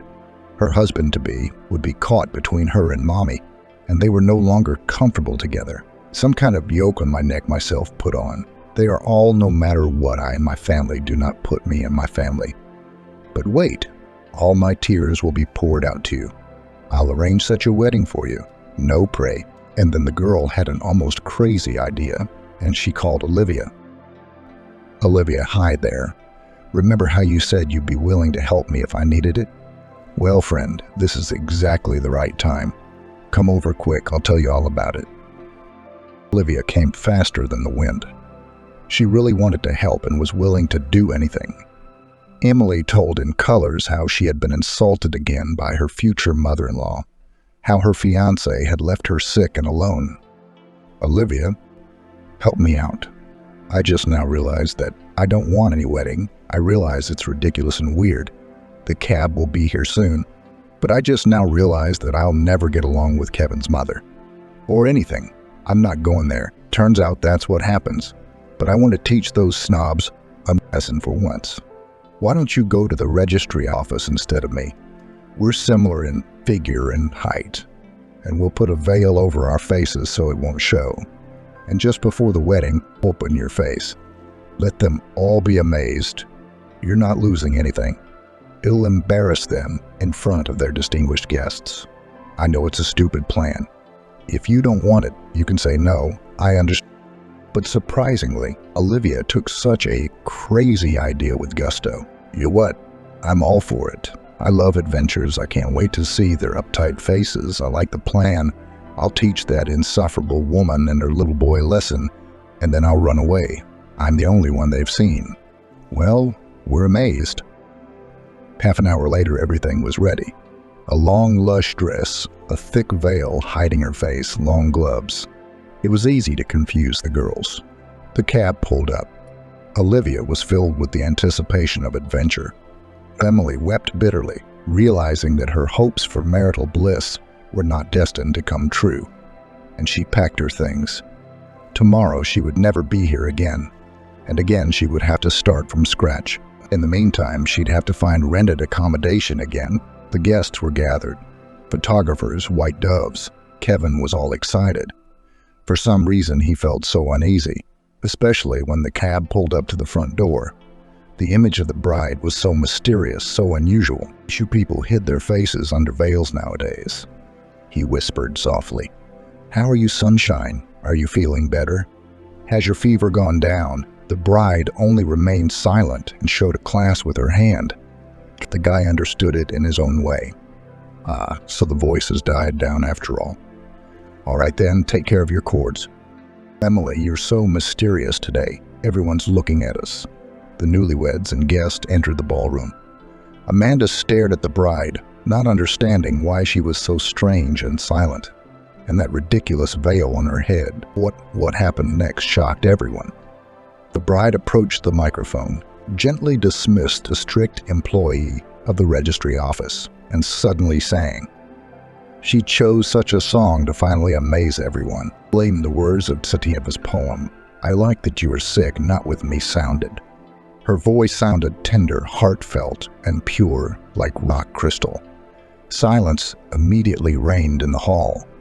Only some of the guests were silently singing along to the familiar words of the romance. Kevin also froze. As a musician, he admired such talent and understood how difficult it was to perform this song so purely. But what did those words mean? He suddenly felt that Emily wasn't next to him. But he didn't care anymore. He realized he was in love with this stranger, whoever she was. Here she was, his soulmate with that enchanting voice. When Olivia finished singing, everyone applauded her, even the strict registrar. Everyone was so impressed by her singing. The first one to come to her senses was her mother-in-law. She ran up to the bride, jerked off her veil, and aghast. There was a complete stranger, The woman wailed. What is even going on here? What kind of circus is this? Who the hell are you? Did Emily do this? Are you trying to embarrass us all? Bless us, Kevin hadn't heard. His mother's disgruntled voice sounded far away. The stranger waved a finger at him and whispered, "Let's get out of here." They held hands and ran as fast as they could. Amanda shrieked and ran after them to the roar of indignation and reproach from the guests. Son, you're crazy. Stop. Where are you going? What about the guests and the wedding? What are we going to do now? Oh my God, I'm not going to survive this. They ran so fast that their hearts jumped out of their chests all the way to the embankment. And then they couldn't catch their breath. They laughed and kissed passionately. They literally couldn't get away from each other. What was it, passion or obsession, or maybe love? But they both knew that they had never had such a good time.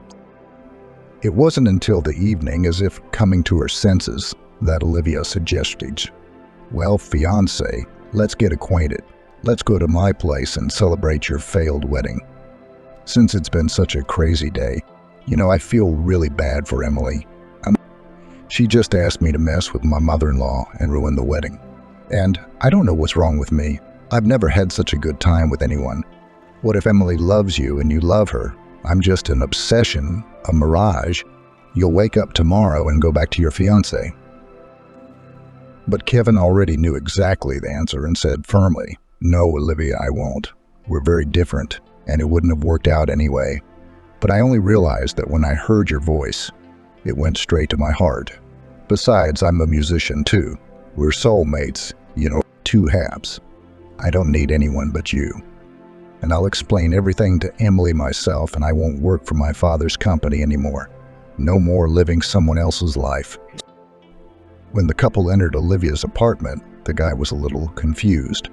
It hadn't been renovated in a long time. Wallpaper was hanging from the walls. The furniture was still from Soviet times, and there was an old piano in the middle of the room. He was used to very different conditions. He had not even realized that it was possible to live so modestly. Quietly, he asked, "Olivia, tell me a little about yourself.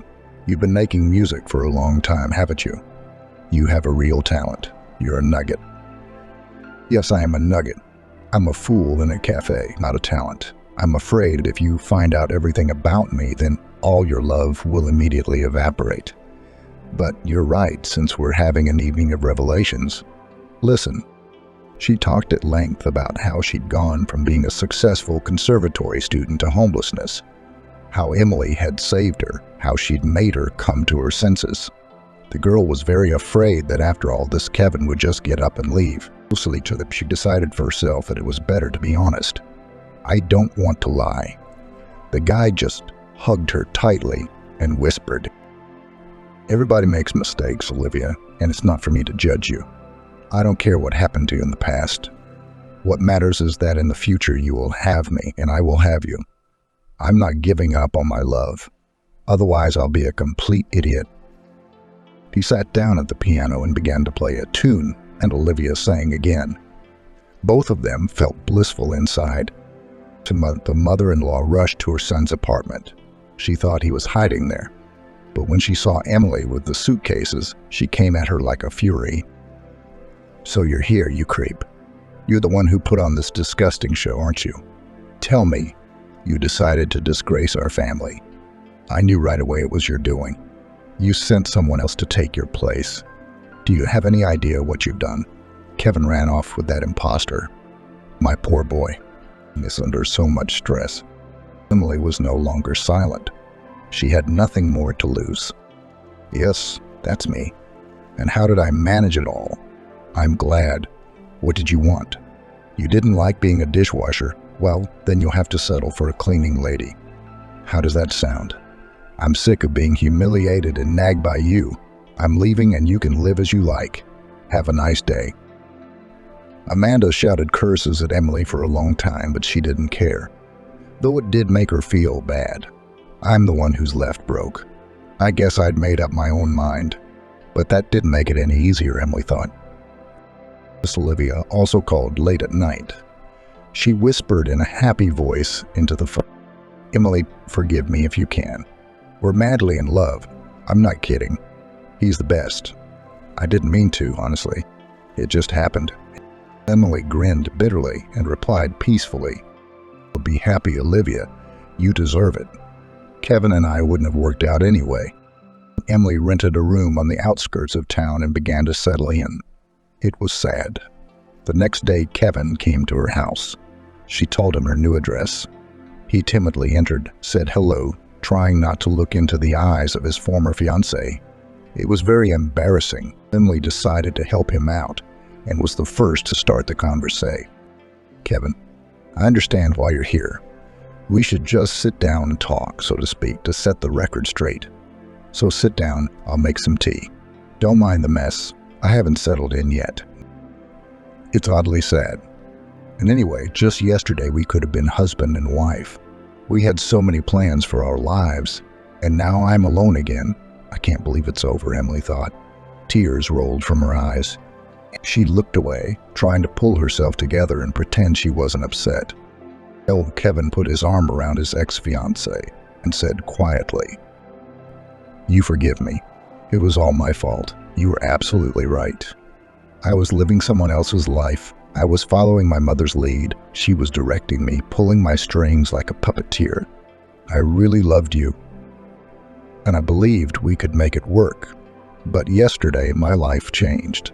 Can you believe that? I fell in love with someone else without even seeing her face." Olivia's voice, it was divine. She was singing, and I was going crazy. I was going through something unimaginable. I'm sorry it was so sudden. Can you believe I escaped my own wedding? I don't recognize myself. I want to go all out for her and scream at the world how much I love her, but don't worry, you're a good girl, and you will definitely find your happiness." "I believe that." Emily nodded and said, "You know, Kevin, I'm happy for you. To be honest, lately, our relationship has been weighing me down more than it has been making me happy. I think you felt the same way. We were just afraid to say it out loud. Be happy. Tell Emily and Olivia. Fight for your love and don't give up. And my advice to you, always listen to your heart and don't let even your closest family members ruin your life. Let's be friends, so stop by for a visit anytime." The young people parted on a good note, and then each of them went on with their lives. Amanda didn't want to settle down. She followed her son and found out where he now lived. She went to the young people's house one day and made a scene, calling them a pauper and a dump, and again yelled that he would not give her son. The girl was crying, but Kevin was not silent now. He resolutely pushed his mother out the door and says stiffly, "Mom, go away and don't you ever dare to meddle in my life again. Don't you realize you're ruining it for me? Switch to Dad. Get a cat. Find another hobby and leave me alone. For God's sake. Remember, I love Olivia and I won't let you interfere in our relationship." Amanda tried blackmailing her son with money again, but it didn't work.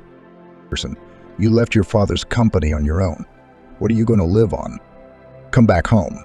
Dad and I will still provide for you. You can't live in poverty, can you? You're not used to that." But Kevin was adamant. "Mom, what kind of person is that? You take everyone with money. I'm not changing my mind. Don't you understand? Olivia and I are soulmates. We both love music. I'm finally going to do what I've dreamed of since I was a kid. Go away, please." There was no way Amanda was giving up. Now she was stalking Olivia just like Emily had. So the couple decided to drop everything and move far away to another town where no one knew them.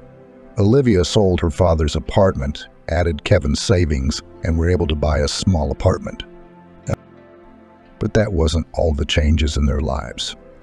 Someone of the guests at that failed wedding filmed the moment when the fake bride sang Romance and posted the video on the internet. They got a lot of views in a few months. There were fans, and Olivia was also contacted by a famous producer and offered her to perform on stage. They formed their own band, and Kevin became the bass player. He was very proud of his girlfriend. They now truly signed quietly and modestly, one might say secretly. Olivia was now performing under the pseudonym Lilith. She very quickly became a favorite of the public, but the girl remembered too well the downside of popularity in bohemian life, how she almost died in a year. So now she behaved quite differently. After the concert drove invariably home. Instead of champagne, they celebrated success with freshly squeezed orange juice. They had their own world where they were nice and cozy, and they did not let anyone else in. Emily had gone up the ranks. She was no longer a dishwasher, but a waitress. She also rented a place and managed to help her father with her brothers. They collected the necessary amount of money and saved a native man. The father was very grateful to his children and went little by little on the mend. Now the girl's hands were free, and she began to study medical textbooks in the evenings, preparing to recover in college and still finish her studies. She hadn't thought about her personal life yet. Unsuccessful experience with Kevin somehow discouraged the desire to get acquainted with someone again. The girl went into work in preparation for her studies with her head. But life, as you know, has its own plans. And one day the fateful meeting still took place. In summer, their cafe had tables outside. Visitors liked to eat in the shade under umbrellas.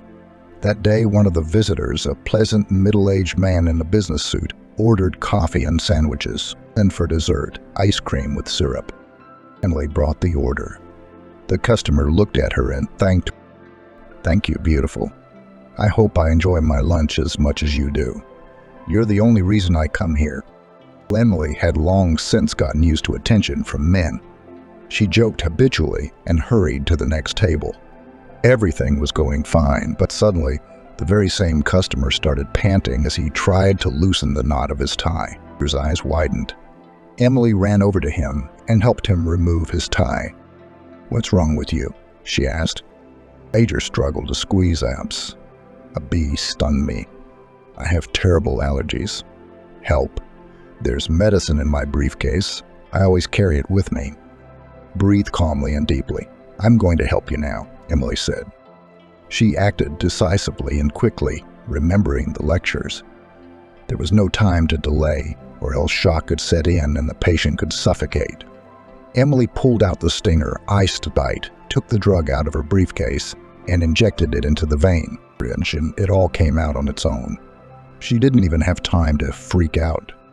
By the time the ambulance arrived, the client had regained consciousness. The swelling subsided, and he felt much better. He even refused hospitalization, but sincerely thanked his savior. "Thank you, you saved me. I couldn't breathe at all. My name is Andrew. I'm a doctor myself, a general practitioner at the city hospital. I can tell you for a fact you don't belong here. You were so professional in helping me, so calm. You'd have made a great nurse. Have you thought about changing your profession?" I went to girl introduced herself and answered with embarrassment. "I went to medical school, and I liked it very much. But then my dad got sick, and I had to take a leave of absence. Now everything is back to normal, and I am preparing to continue my studies. There is only one problem while I am studying full-time. I need to work somewhere. How to combine all this? I don't know yet. I'm glad I could help you. Excuse me, I have to run, or I'll be scolded." Dan pulled out a business card and held it out to the girl. "Wait, here, take this. I can get you a job on my ward. As a nurse for now, 24 hours in 3, you can have time to study and work. And when you finish your training, will you become a nurse? That's the experience you need. Anyway, Emily, give me a call. I'll be glad to see such an employee." The girl didn't hesitate long. This was a chance to realize her dream, and she decided. She left the cafe, called Andrew, and got a job with him in the department. She re-enrolled in college and successfully graduated. Gradually, first friendship and then love developed between her and the doctor. She now understood what it meant to find her man. With Andrew, they were interesting. They eagerly discussed difficult cases, even at home. Emily absorbed knowledge, adopted experience, and after graduating from college began to work as a nurse. The couple played a modest wedding. Emily moved in with Andrew. It was he who instilled confidence in her that it was necessary to go further and study to become a doctor. The man helped her in everything. and she risked entering medical school. She chose a difficult and important profession, oncologist. Plain favorite business so carried away Emily that she studied with incredible zeal, delved into the most complex cases, and found non-standard solutions that literally lifted on the feet of patients. Her husband was not jealous of her successes, but was proud of his wife. Emily eventually told Andrew about her past and introduced him to Kevin and Olivia. The families became friends and socialized, sometimes went to visit each other, so 10 years passed unnoticed. Olivia and Kevin also practiced music, performed, went on tour. They were immersed in creativity. Emily during this time managed to give birth to a wonderful daughter, Vicky. The girl was already 4, and the woman came out of maternity leave and continued medical practice. Her husband loved his daughter, was a good family man, spoiled his girls, and protected them from any trouble. Emily was truly happy in her marriage to Ryan. He was exactly the kind of strong and confident man she dreamed of. He reminded her subtly of her dad. He also took care of the family, solving all issues and problems. Ryan's parents immediately accepted their daughter-in-law. They were not embarrassed that she was from the village, from a large family. On the contrary, now Emily's brothers with their families and children often visited her little sister.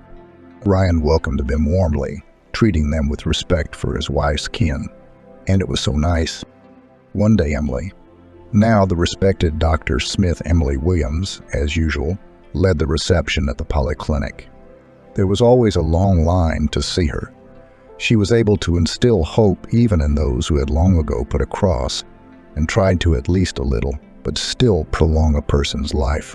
After all, with oncology is worth fighting for every day, every month. Another patient entered the office. It was an old woman tormented by the disease. Her eyes were droopy, skin and bones. She sat down in a chair, barely breathing. She put a folder with her diagnoses and test results in front of Emily, and she asked quietly, "Hello, tell me, am I really dying? Or rather, according to the other doctor, my time is up. You were recommended to me as my last hope. They say you're a miracle worker. To be honest, I don't really have anything to live for anymore. My son gave up on me a long time ago. He doesn't want to know. That's what I should do. It's my own fault. My husband died 5 years ago. No one and nothing keeps me on this earth. Why did I come here? I don't know." Emily listened attentively, took the patient's chart, read the last name, and gasped. She couldn't help but say out loud, "Amanda, is that you? What a meeting. You didn't recognize me. It's me, Emily, your failed sister-in-law, remember?" The woman gasped as well. "Emily, what a thing. You've changed so much. A grown-up, businesslike, stern woman. Glasses, too. I wouldn't recognize you on the street. But you're studying to be a doctor. Fulfilled your dream. I didn't believe it. You must hate me, baby. And I know you do. I managed to screw up your life and your son's life and his new wife's life, and what did I accomplish? I'm all alone and broke. My cat died recently. I guess it's time for me to go after her, too. The disease has squeezed all the juices out of me. I'm exhausted." Emily felt so sorry for this once unbearable, but now completely lost and sick woman. There was no hatred for her at all in her heart, and she began to study her discharge papers and read the results of her tests. Emily frowned more and more and wondered how she could find the words to soften the terrible truth. Emily took off her glasses and began cautiously. "Amanda, first things first. I assure you, I'm a happy wife and mother, and I'm accomplished in my profession, so I'm not angry with you at all. You need to stop thinking bad thoughts and getting yourself worked up. Now, just about your diagnosis. I'm not gonna lie. It's not a good situation. And the stage, it's not very optimistic. I'll tell you this. There's always a chance, and it all depends on the person. You don't believe me? I show this photo to everyone. What do you think of the woman? Beautiful, blooming, isn't she? She was once brought to me to die, but she had to believe that a miracle was possible, and it happened. We've won a 2-year battle for her life, and she cherishes every minute she's on this earth. Now you're down and out, and the disease is overtaking you, leaving you no chance. Come to my ward. I need to examine you, consult with my colleagues about treatment. I think we'll start with psychotherapy. I'm not promising you miracles. I'm not God, but I'll do my best to prolong your days.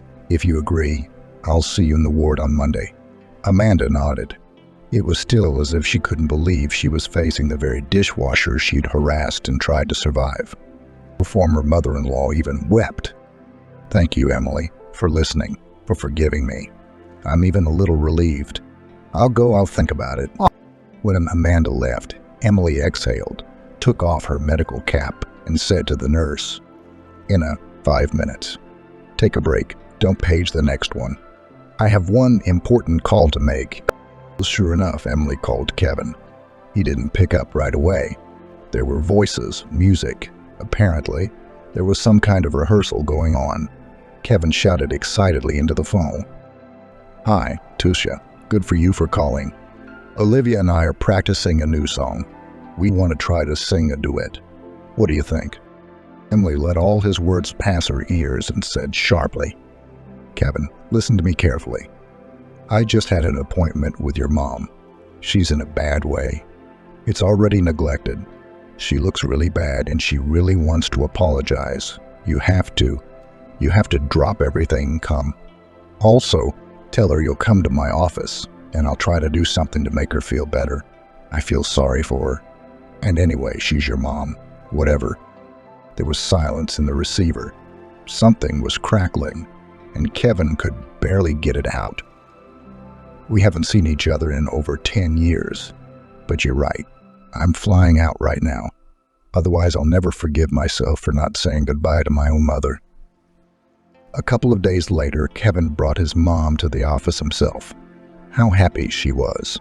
Olivia was walking next to him, helping her carry the bags. Emily saw them and smiled. "Good morning, everyone, Amanda. I'm glad you made the right decision. All of us together will be able to help you. Our conditions are good. Your family can visit you anytime. I won't keep you here long. As soon as we determine the scheme of treatment and conduct a course of psychotherapy, I'll let you go home, I promise." The old lady immediately wiped away a running tear, rubbing her handkerchief, and sobbed. "Thank you, Emily. It was you, wasn't it, who reported it? You have no idea what you've done for me. I felt so guilty for my son, this stone of guilt that kept me from breathing, a weight that was too heavy to bear. When I saw him on the doorstep, I immediately fainted. I couldn't believe my eyes. I thought I was imagining things. My son forgave me, and so did Olivia. They even canceled the tour because of me. Can you believe that? Thank you guys. I've done so much damage to you. You've been so good to me. I'm so sorry again." Emily only smiled. Her plan was working. She'd noticed long ago that it was important for the sick to ease their souls, to make peace if they had a fight with someone, to let go of guilt, to feel the support of loved ones. Sometimes it helps better than any therapy and gives amazing results. And it did. Every day Amanda felt a little better. She began to smile. Her appetite improved and even her wrinkles seemed to smooth out a bit. The woman walked a lot, talked to her son and daughter-in-law, and couldn't get enough of talking. She suddenly wanted to live, to wait for her grandchildren, to see her son. The disease was not gone, no, and there was no miraculous cure. Yeah, that's impossible in the final stages, but it was as if it had receded, quieted down, giving Amanda some more time with her loved ones. That's worth a lot, too. Emily and her husband decided to invite Kevin and Olivia to visit this weekend. Since they're in town, they set up a table in the backyard and cooked a delicious pilaf over a fire. We sat down at the table. Jack poured his specialty tincture for everyone, but Olivia waved her hands. "I don't need it. I can't, not yet. I'll just have the juice." Emily and her husband looked at each other, and together they asked, "Well, has our star made up her mind? What about the popularity, the concerts, the fans?" Kevin hugged his wife, and Olivia embarrassedly replied, "Yes, you can congratulate us. There will be an addition to our family soon, too." The doctors promise it will be a boy, and about popularity, I paid too much for it once. This period of life is always in my memory as a reminder not to be conceited. The stars will wait, and the concerts, and the fans. We have already earned so much that even if absolutely everyone forgets about me, we have more than enough for a trouble-free life. So another month or two, and that's it. I'm not a star anymore. I'll be preparing for my new role as wife and mommy. Jack, I'm hoping you'll help me with that as an experienced companion. What a pretty little girl you have, huh? Emily was genuinely happy for her friends and made a toast. Well, then I suggest we drink to our long-standing friendship. And it all started with you, Kevin. We've been through a lot of good and bad things, but most importantly, we've managed not to become enemies. On the contrary, we've been family friends for so many years. Olivia took up the toast and sang a song about friendship from the famous children's cartoon. Everyone picked up the tune and sang along, and everyone knew that if there was trouble, they would help and support each other as a team, and they would understand everything without any unnecessary words.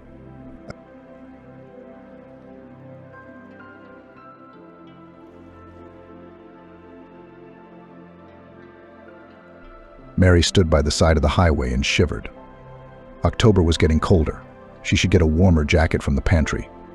Grandma Veronica had warned her granddaughter yesterday, "Don't be lazy, prepare tomorrow's clothes," according to the weather. But Mary had no time. She finished her homework, then watched a TV series, then with her friends in the yard on the bench chatted until late in the evening. And then it's time to go to bed. Nothing. Tomorrow is Saturday. She will have time to find a warm jacket and clean it, if necessary. The girl didn't like that down jacket. She'd inherited it from her neighbor's daughter, Kristen. She was a grown woman, studying in the city, at university. And the jacket Kristen had worn when she was Mary's age was in good condition, of course, but not fashionable at all. But there was no choice here. Grandma Veronica didn't have that much money to buy her granddaughter fancy new clothes every season. Mary understood this very well. That's why she was never capricious, unlike most of her classmates. Her grandmother tried very hard to make sure that their small family did not need anything. And Mary also tried because she was not a little girl 12 years old, after all. And now, after school, Mary was selling dairy products on the road leading to the city. There was a private farm in the village called Sullivan's. They had goats and cows. They had a whole farmyard full of animals. They took most of their produce to the city, to the market. But there was always a surplus cottage cheese, milk, sour cream. That's what Mary sold after school for Uncle Sullivan. He even built a special counter and a cart himself. He's got good hands, of course. Mary used that cart every day after school to take the milk to the road. An hour or two and it was sold like hotcakes. Mary had her own regular customers here. Then Mary would return the empty cart to the Sullivans and give them the proceeds. And when they paid her in money, they paid her a percentage of the proceeds when they paid her in natural products. Aunt Tammy also took the young worker out to lunch every time. She almost always refused. She was uncomfortable, even though the neighbors sincerely wanted to treat the girl. Grandmother Veronica received a tiny pension and worked part-time as a cleaner at the local clinic.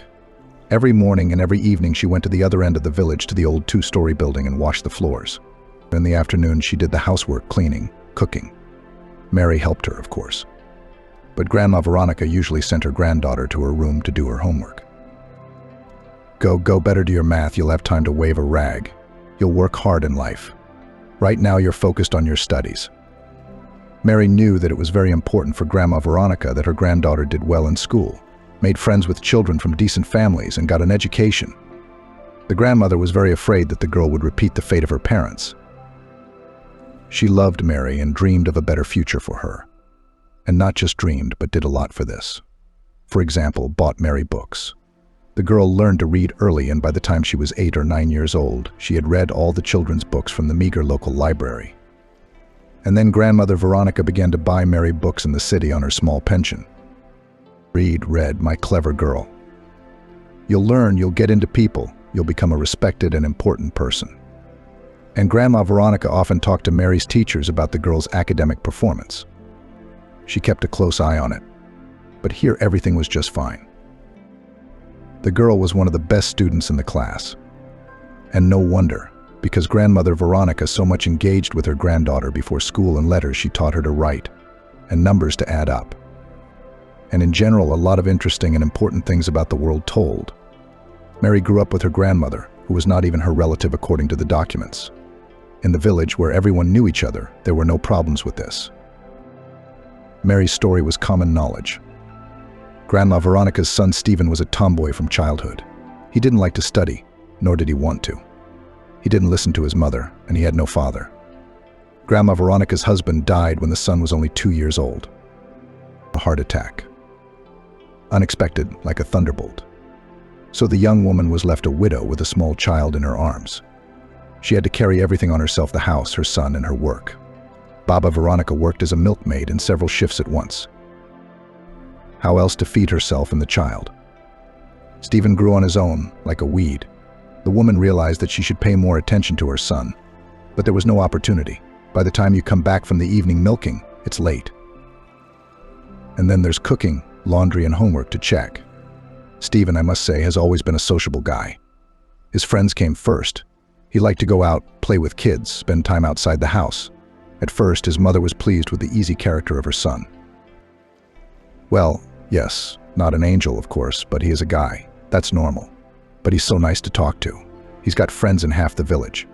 When he grows up, he'll be a support for his mother. He'll slowly take over the men's work. But time passed. Stephen grew up. But he wasn't going to help his parents. He still had on his mind only partying with friends, the same knuckleheads like himself. At school, the boy began to skip school, lessons completely abandoned. Once the teachers even wanted to leave the guy for a second year. The mother intervened, begging to give her son a chance to correct. It's such a shame. 2 years in the same class. Veronica begged her son for help. Then she even demanded that he take over the household chores. It was hard for her to carry everything alone, but he always found excuses or just let his mother's words pass his ears. He was tempted by the will, partying, freedom. He came home only late in the evening to sleep and eat. Veronica was in despair. She realized that her son was getting out of hand, but there was nothing she could do about it. What can you do? Sighed her friends, to whom the woman complained about her situation. The boy grows up without a father's strictness, without a male example. You, Veronica, have no father, no brother, no one to keep Stephen in check. Well, the army will fix him. After the army, everyone's brains get back in place. Veronica hoped the army would be a miracle. And indeed, home after the service came a completely different Stephen, matured, serious, and full of life plans. I decided to go to the city, to the construction college. He announced his decision to his mother. Veronica rejoiced. Previously, her offspring did not talk about the future at all, living one day at a time. Now he was thinking about studying. I'll need money for the first time, he added, until I find a job. They give me a dormitory, but I need something to travel on, something to eat. Of course, of course. Veronica splashed her hands. What are we talking about? The woman had some savings. Stephen knew about them. Veronica was saving from her paycheck for a rainy day. You never know.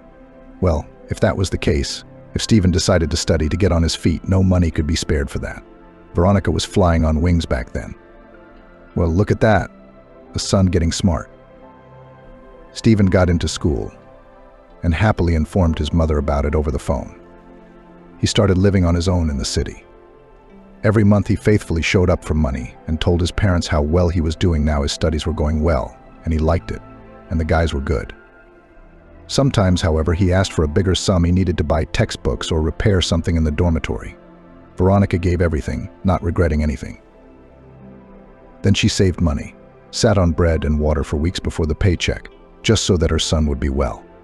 After a while, Veronica began to notice that after Stephen's arrival, things disappeared from the house: her only gold earrings, almost new electric kettle, grandmother's ring. Veronica at first blamed it on the neighbors, then thought that she herself put these items somewhere and forgot about them. But then everything fell into place. Veronica began to hear rumors. The child of one of the neighbors entered her son's construction technical school, and it turned out right away that Stephen didn't go there. You go check everything yourself, advised Veronica this neighbor. Maybe your son was expelled, but expelled for truancy or failing grades. And he keeps telling you fairy tales. What? A student. So Veronica went. At first she thought she'd give up, because the story she'd painted seemed too unrealistic. Stephen couldn't lie to her, looking her straight in the eye. But doubts crept into the woman's head. So she went. At the dean's office, the truth came out. Turns out Stephen wasn't expelled. It turns out he never even went to this technical school. I mean, he'd been lying to his mom from the beginning. That's probably when the woman realized that all her efforts were for nothing. Her son would never turn out to be a good man. Stephen's a liar, a lazy man. Of course, he's the one who made things disappear from the house. He needs the money. Veronica cried all night that night. Resentment, bitterness, disappointment, it all came down on her like a heavy burden. How many plans, how many hopes were connected with her son? And now what? Was it all for nothing? And hard work, and sleepless nights, and excitement, and anxiety for the child? Or maybe it was her own fault for what had happened to Stephen. Of course she did. After all, in an attempt to earn a penny, Veronica did not pay attention to her son at all, did not check his homework, did not inquire about what was happening in his life. Tiredness, endless fatigue and lack of time, and no one around who could help with the upbringing of the boy. That's the result. And yet Veronica then managed to convince herself that everything could still be fine. She decided to have a serious conversation with Stephen. The woman determined for herself a line of behavior. She will not blame her son, will not call him a liar.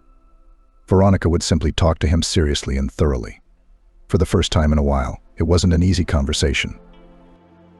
Stephen arrived, as usual, to pick up another load of money. He had a carefree smile on his face, but now Veronica saw what his son's eyes were like, insincere, prickly in some way. There was dislike or contempt in them. "I know everything, son," Veronica looked at her son. "About the technical school. Are you in trouble? Tell it like it is." At first, Stephen tried to deny it, but Veronica explained that she had already gone to the dean's office and found out everything. "All right," Stephen bowed his head. "Yes, Mom, you're right. I'm in trouble." It turned out that Stephen was not going to enter the technical school. He realized that he couldn't afford to study, and of course he would fail the entrance exams. He hadn't studied well at school, and miracles don't happen. He wanted to get a job in the city, where you can find sources of income even without education. So he found one, got mixed up with a bad crowd. Guys were burglarizing dacha plots. They took appliances, furniture, clothes, dishes, anything they could sell, and then sell it at the flea market. When Veronica heard about it, she clutched her heart. "Son, how could it be like this? Did I teach you that?" It just happened. Stephen lowered his head below his shoulders. He looked so lost, so remorseful that Veronica felt very sorry for him. Money was needed. There were no other ways to earn it. And so, Stephen said he wanted to leave the gang, wanted to return to an honest life. But they wouldn't let him go. "It's these people, Mom, they're threatening me, demanding a ransom for me to leave, a payoff. Otherwise, I'm finished. Why don't we go to the police?" Veronica suggested. What she heard gave her the chills. How could it be? Stephen had always been a lazy bum, a slacker. But to do something like this. What police? Have you forgotten? I'm just like them? I'll go straight to jail. I don't want to. So what now? There's no way out. Why not? There is. I have to give them the money, like a ransom for me, and then they'll let me go. How much? And Stephen said a sum that made Veronica's eyes water. You see, Mom? It's almost impossible to get out. And I'm so eager to start a new life. Fate has already taught me a lesson. I'm different now. I want to live an honest life. I'll think about what I can do. Veronica nodded. And she thought for a long time, carefully weighed all the pros and cons. She went through different options. The woman was not given a loan for such an amount. Salary is small, age is already pre-retirement. So she had to sell the house, because Veronica had nothing else. Mom, how did you do it? Rejoiced Stephen, who showed up at his mother's house the following week. Veronica told him everything as it happened. Where will you live now? The boy got excited. I'm already renting a room at Emily's. She's moving to Hope with her son anyway. And I don't think anyone's going to buy it. You know the state of that house. So I rented it from her for next to nothing. I can afford it. Thank you. Stephen exhaled. I'll never forget that. I'll buy you a new house. I'll buy you a new house. And not in this neck of the woods, but in the city. We're going to have a life. Stephen disappeared with the money. Veronica realized that it was unlikely that her son's promise would come true, but she had no regrets. She didn't want anything. Only if her son got rid of his bad company and started a new life. That would be her greatest reward. Emily's house, where Veronica now lived, was a tiny wooden hut. One room, a small kitchen, outdoor facilities, creaky floors, shaky roof. But the stove was functioning properly. That's a big deal. Gradually, Veronica settled down in the house, made it cozy, hung new curtains, laid fresh tablecloths, threw out unnecessary junk. With the landlady's permission, of course. Stephen came rarely. Veronica didn't expect Stephen to pay her back. Most of the time he came to borrow money from his mother for living expenses. He seemed to be doing well in the city. He said he worked at a construction site, rented an apartment, and worked from morning till night. The salary was good, but sometimes it was delayed. In those cases, he'd come to his mother's house to scrape together some money. Stephen's life was clearly not easy. He looked thin, pale, eyes dark, troubled. They keep going back and forth. Did the mother believe what her son said about working in the city? Yes and no. He'd been deceived many times before. But on the other hand, Veronica really wanted it to be as Stephen said. It gave her peace of mind. Veronica herself continued to work, but she couldn't pull several shifts as before. Health was failing her. The labor of a milkmaid is not easy. She had enough to live on, and that was all right. Of course, it was worrying that old age was coming, and Veronica had no corner of her own.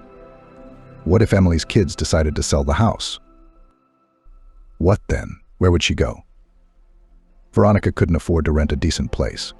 It was a drag, but the woman decided to accept her fate as it was. She couldn't change anything. Her friends criticized her for selling the house and giving all the money to Stephen. She'd drunk it, skipped town, and now she was homeless. Veronica just shook her head. She'd look at her friends and neighbors if their children came to them with such a request. They'd probably sell everything too, just to save the child. Veronica didn't regret what she'd done. Stephen was disliked in the village, and therefore probably there were different rumors about him. Veronica realized that it could very well be true. Still, she preferred not to believe what people said. They said that Stephen was using different substances. They said he was sometimes seen in bad company. Veronica realized that Stephen now appeared very rarely. When he did show up, he really didn't look his best. But his son said he worked hard and slept little, and that was why he was so thin. And Veronica wanted to grasp these versions of his story like a drowning man grasping at straws. People lie. All they want to do is scratch their tongues. One day near evening, Stephen knocked on the kitchen window. It was late fall, windy, cold, raining. As usual, the son showed up unannounced. But this time the boy wasn't alone. He was holding the hand of a woman thin, with a short haircut, a predatory look and a smirk on her lips. There was something repulsive about her. But Veronica, of course, did not show her attitude toward the strange visitor. "This is Gabrielle," Stephen introduced his companion. "My girlfriend." Veronica smiled at Gabrielle, thinking to herself that she wasn't a girl at all. The lady looked to be in her mid-40s. Her figure was almost girlish thin, and there were deep wrinkles under her eyes and around her mouth. It was obvious that she drank and smoked, not the kind of bride Veronica had dreamed of for her son. So what now? As it turns out, everything in life doesn't go according to plan. The main thing was that they were happy together. Veronica invited the guests to the table. She had a pie cooking in the oven. The woman was going to invite her friends to tea. But since it's like this, "We're going to live here now with you," Stephen announced. Veronica almost choked on her pie. Well, that's news. It turned out that the couple had rented an apartment in the city. But Stephen had lost his job, and Gabrielle didn't work at all. She was laid off a long time ago, and now they don't hire her anywhere. because soon the woman will go on maternity leave. Who would want a woman like that? You see, Mom, it's a desperate situation, Stephen ranted. We've got a baby on the way, and we've got nowhere to live, no money. You can't kick us out. No, of course not. Veronica shook her head. It was a thought she had yet to get used to. Veronica had lived alone in the small house for so long, and the loneliness didn't weigh her down yet. There wasn't enough room for so many people. On the other hand, where would they go? These adults who had never settled down, especially if they had a baby on the way. And Veronica started a whole new life. She didn't particularly like it, but what could she do? A son is a son. She raised him herself. Stephen didn't even think about getting a job. Neither did Gabriel. Both of them sat quietly on the neck of the elderly Veronica, as if it was the right thing to do. The woman rightly hoped at least to help with the household chores. But it was no use. Gabriel and Stephen quickly found friends in the village, the same pro-lifers as themselves. And so it began partying until morning at their new friend's house, then sleeping until dinner, watching TV, and then all over again. Gabrielle was at ease and relaxed with Veronica. She was not at all embarrassed that she lived in someone else's house and at someone else's expense. This simple manner of communication even somewhat impressed Veronica. Holy simplicity, that's what they called it. Gabrielle had a complicated fate. She grew up in an orphanage, did not know her family. From an apartment from the state, she, then a very young graduate, was cheated. Veronica decided she could re-educate Gabrielle, and Stephen's brains would surely fall into place after the baby was born. Except it didn't work out. Mary was born prematurely. Not surprising, given her mother's lifestyle. At first, they didn't want Gabrielle to have the baby at all. The woman was taken by ambulance from the front porch of a convenience store already drugged. But Veronica turned to a neighbor. His son was on the police force, and the little girl was still given to irresponsible parents, under the control and responsibility of a vigilant grandmother. Veronica hoped that the baby's arrival would change things, but it didn't. Gabrielle had no intention of taking care of her newborn daughter. Immediately after the maternity ward, she plunged into her old life with Stephen. Veronica had struggled to get the grief-stricken parents to draw up the paperwork for Mary. She completely took care of the child, but something responsible grandmother to do still could not for the registration of documents, attachment to the polyclinic. To solve many other issues needed the official representatives of the girl, that is, the parents. Or rather the mother, because the relationship between Gabrielle and Stephen was not formalized, and legally Mary had only her mother. Officially, the grandmother, the only person who cared for the child, was considered a stranger to Mary. It was a bit of a struggle to get the paperwork done, and then Stephen and Gabriel just disappeared one day, leaving the baby in the care of her loving grandmother. To be honest, Veronica breathed a sigh of relief. She had become attached to the little girl from the first days. Of course, it was hard to take care of an infant at such an advanced age. But it's even worse when there are two adults living in the house, leading a dissolute lifestyle. With Stephen and Gabrielle gone, things had only gotten better. Veronica was glad that her parents didn't take their daughter with them. The girl simply wouldn't have survived with them. Veronica's heart clenched at the thought of what would happen to the little girl if she suddenly found herself alone with her grief-stricken ancestors. What a cute baby, admired the neighbors, while a happy Veronica rolled the stroller with sleeping Mary down the driveway. When Stephen was a baby, the woman had no time to take care of him. Now that she was a grandmother, she was going through this phase all over again. Only now she had a little girl, charming, fragile, touching, with incredibly long eyelashes and soft curls. Yes, a miracle, agreed Veronica. With those closest to her, she shared her fears. I'm afraid Gabriel will take it away. And yet, why would she need it? Her friends wondered. This is not the kind of person to suddenly arouse love for a child. She doesn't need a girl. And the allowance? Do you get an allowance for your granddaughter yourself? No, Gabrielle gets it all on her card. Well, then calm down, she has money, no worries. Veronica knew the neighbors were right. She even tried to do everything according to the law, appealed to the guardianship authorities. But the niece of one of Veronica's fellow villagers worked in the guardianship. She explained the situation to the woman in a friendly manner. You see, the girl will not be given to her parents, of course, but they will not return her to you either. They'll send her to an orphanage. And why? Veronica gasped. I'm her grandmother according to the documents. You're a stranger to her. And in general, you have no conditions for a child. A rented old house, low income, age. No one will give you the baby. So what do? You just live your life as it is. Ask Gabrielle to give you your allowance card in good faith. You're actually raising a child, that's the only way. Only by agreement. But Veronica didn't go to Gabrielle. Of course, no one would give her the card. But the baby. The mother could take the baby. There's no telling. Maybe she'd even get the idea to sell the girl to someone. That's what they do. They'll do anything for money. And so Mary stayed at Veronica's house on a bird's license. Gabriel and Stephen made occasional visits to the village. They came to see their daughter. They smiled at the girl, but shunned her. For her, they were strangers, strange people whom her grandmother was clearly afraid of. Stephen once again borrowed money from his mother, and the sweet couple went away. One day the police knocked on Veronica's door, not local, from the city. They said Stephen was dead. The substances he'd been using had taken his health and then his life. Mary was about 6 years old at the time. Only the need to care for her granddaughter kept Veronica from drowning in black grief. Yes, Stephen's lifestyle was wrong and very dangerous. But his mother hoped, sincerely believed that sooner or later he would take up his mind, become different for the sake of his daughter. Veronica saw that Mary Gabriel wasn't interested at all. Well, that's good. It was better for the little girl to stay with her grandmother than to live with such a mother or in an orphanage. Life went on as usual. Veronica retired and began to work part-time as a cleaner. She practiced a lot with her granddaughter, trying not to make the same mistakes she had made with her son. Mary grew up quite different, not like Stephen, attentive, affectionate, hardworking.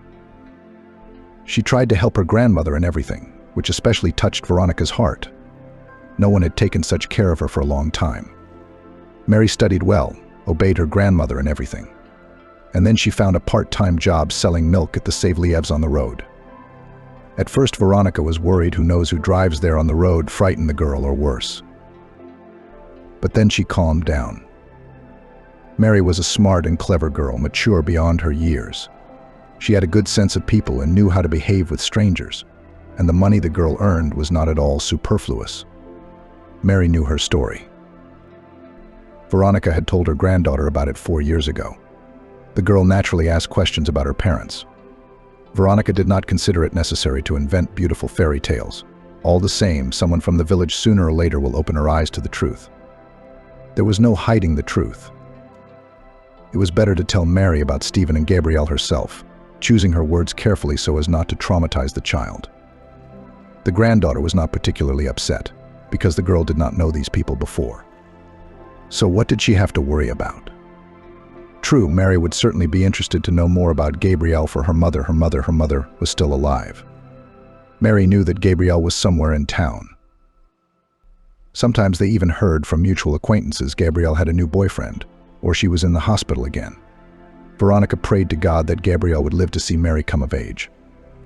After all, if something happened to her, the guardianship authorities would then be obliged to find her daughter and place the child in an orphanage. In the meantime, so far, so good.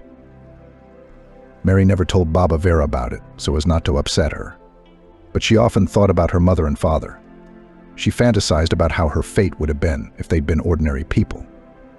And now, too, a beautiful car was speeding down the highway.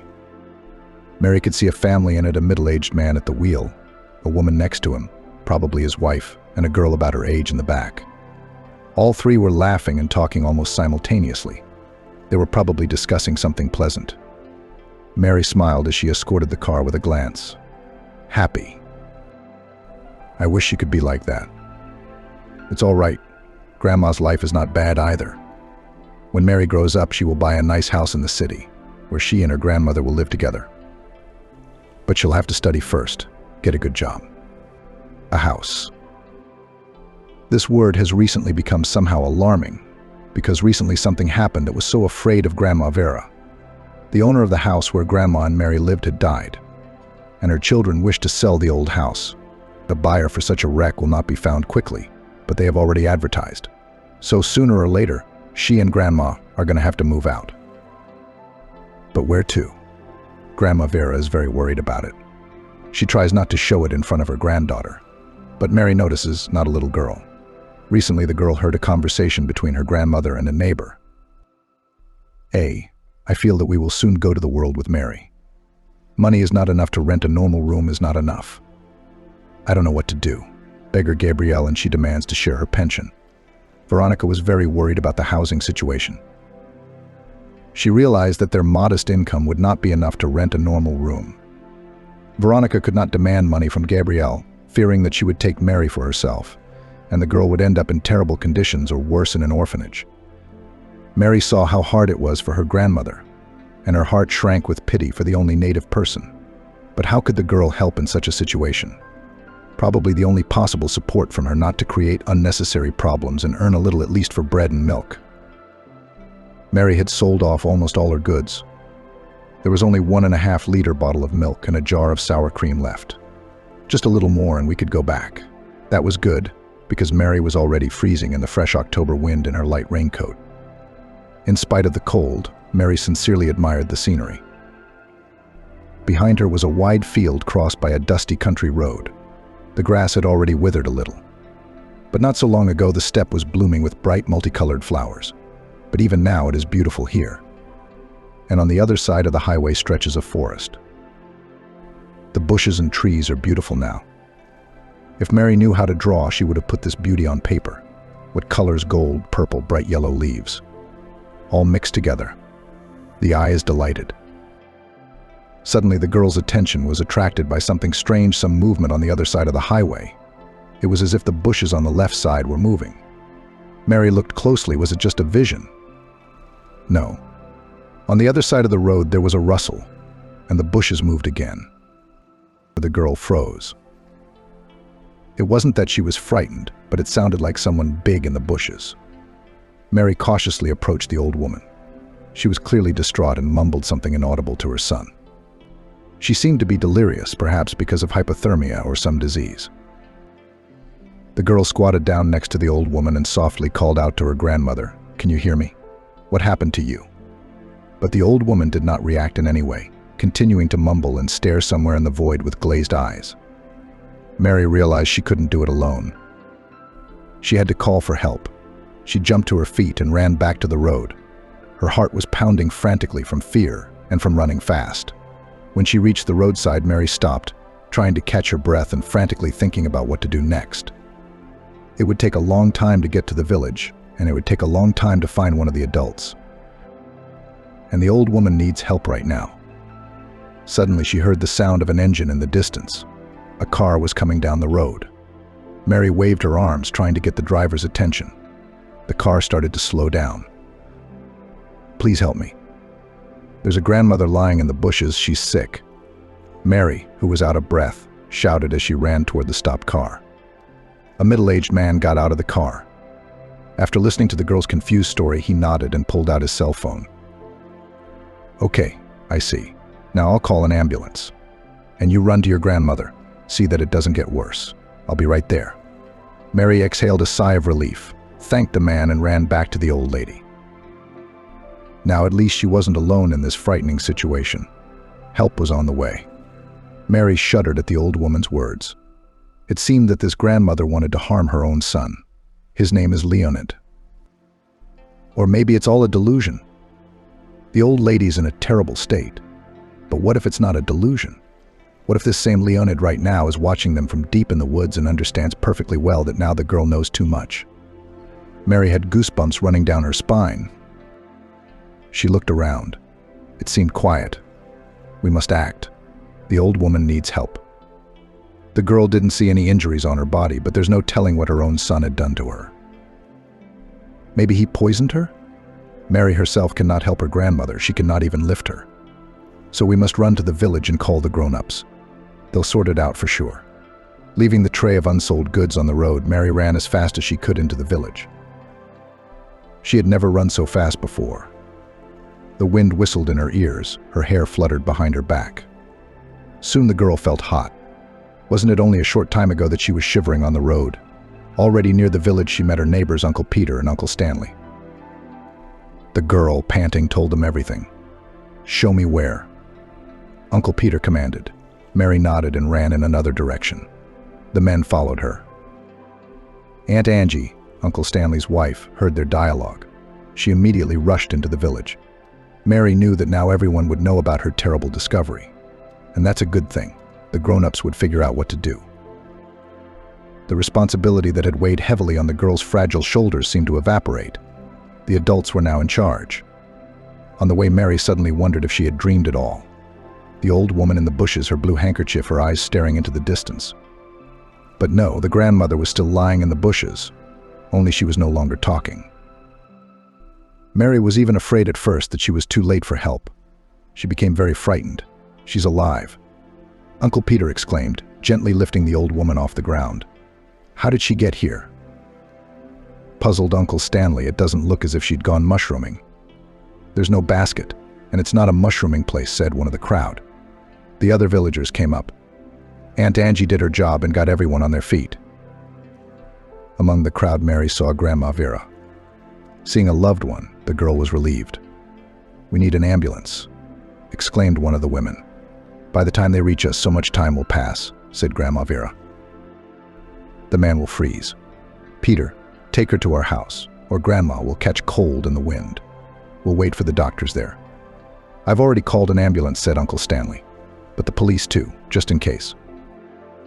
The old woman was brought to the house where Grandma Vera and Mary lived. They laid her on the bed and covered her with a blanket. Mary watched carefully the old woman, who now seemed to be asleep. She waited to see if she would say something again. But the old woman was silent. The women crowded into the room and speculated about the old woman's fate. Maybe she had gone for mushrooms? Lost her way? She wandered and wandered through the woods, but she got on the road, said one. No, objected another. That can't be true. Such a thing would definitely be on the news, that a man was missing. And here is silence. I think she's not herself. You know, she's out of her mind from old age, so she left. She's a lonely grandmother, so they haven't missed her yet. Mary remembered the words the old woman had said in the heat of forgetfulness. The old woman lamented that her son Leo wanted to get rid of her, but in front of the neighbors the girl did not voice this monologue. First of all, it is not very likely, suddenly seemed to her. The old woman spoke very quietly, barely audible. Secondly, for some reason Mary did not want this fact to go around the village. The local gossips liked to exaggerate and embellish things. No, Mary would tell her grandmother when they were alone. And the meantime. For now, it's best to keep quiet. The police were the first to arrive. They took Mary's statement, asked how the girl came across the old woman. What did she do afterwards? It's good that the uniformed men didn't specify directly whether this grandmother said something or not. Mary couldn't lie to the face of the law. And the locals were eager to catch every word she said so they could pass it on. Then the doctors showed up. Mary breathed a sigh of relief when she saw a white car pull up to their gate. Now she would be helped. They loaded the old woman on a stretcher and carried her to the car.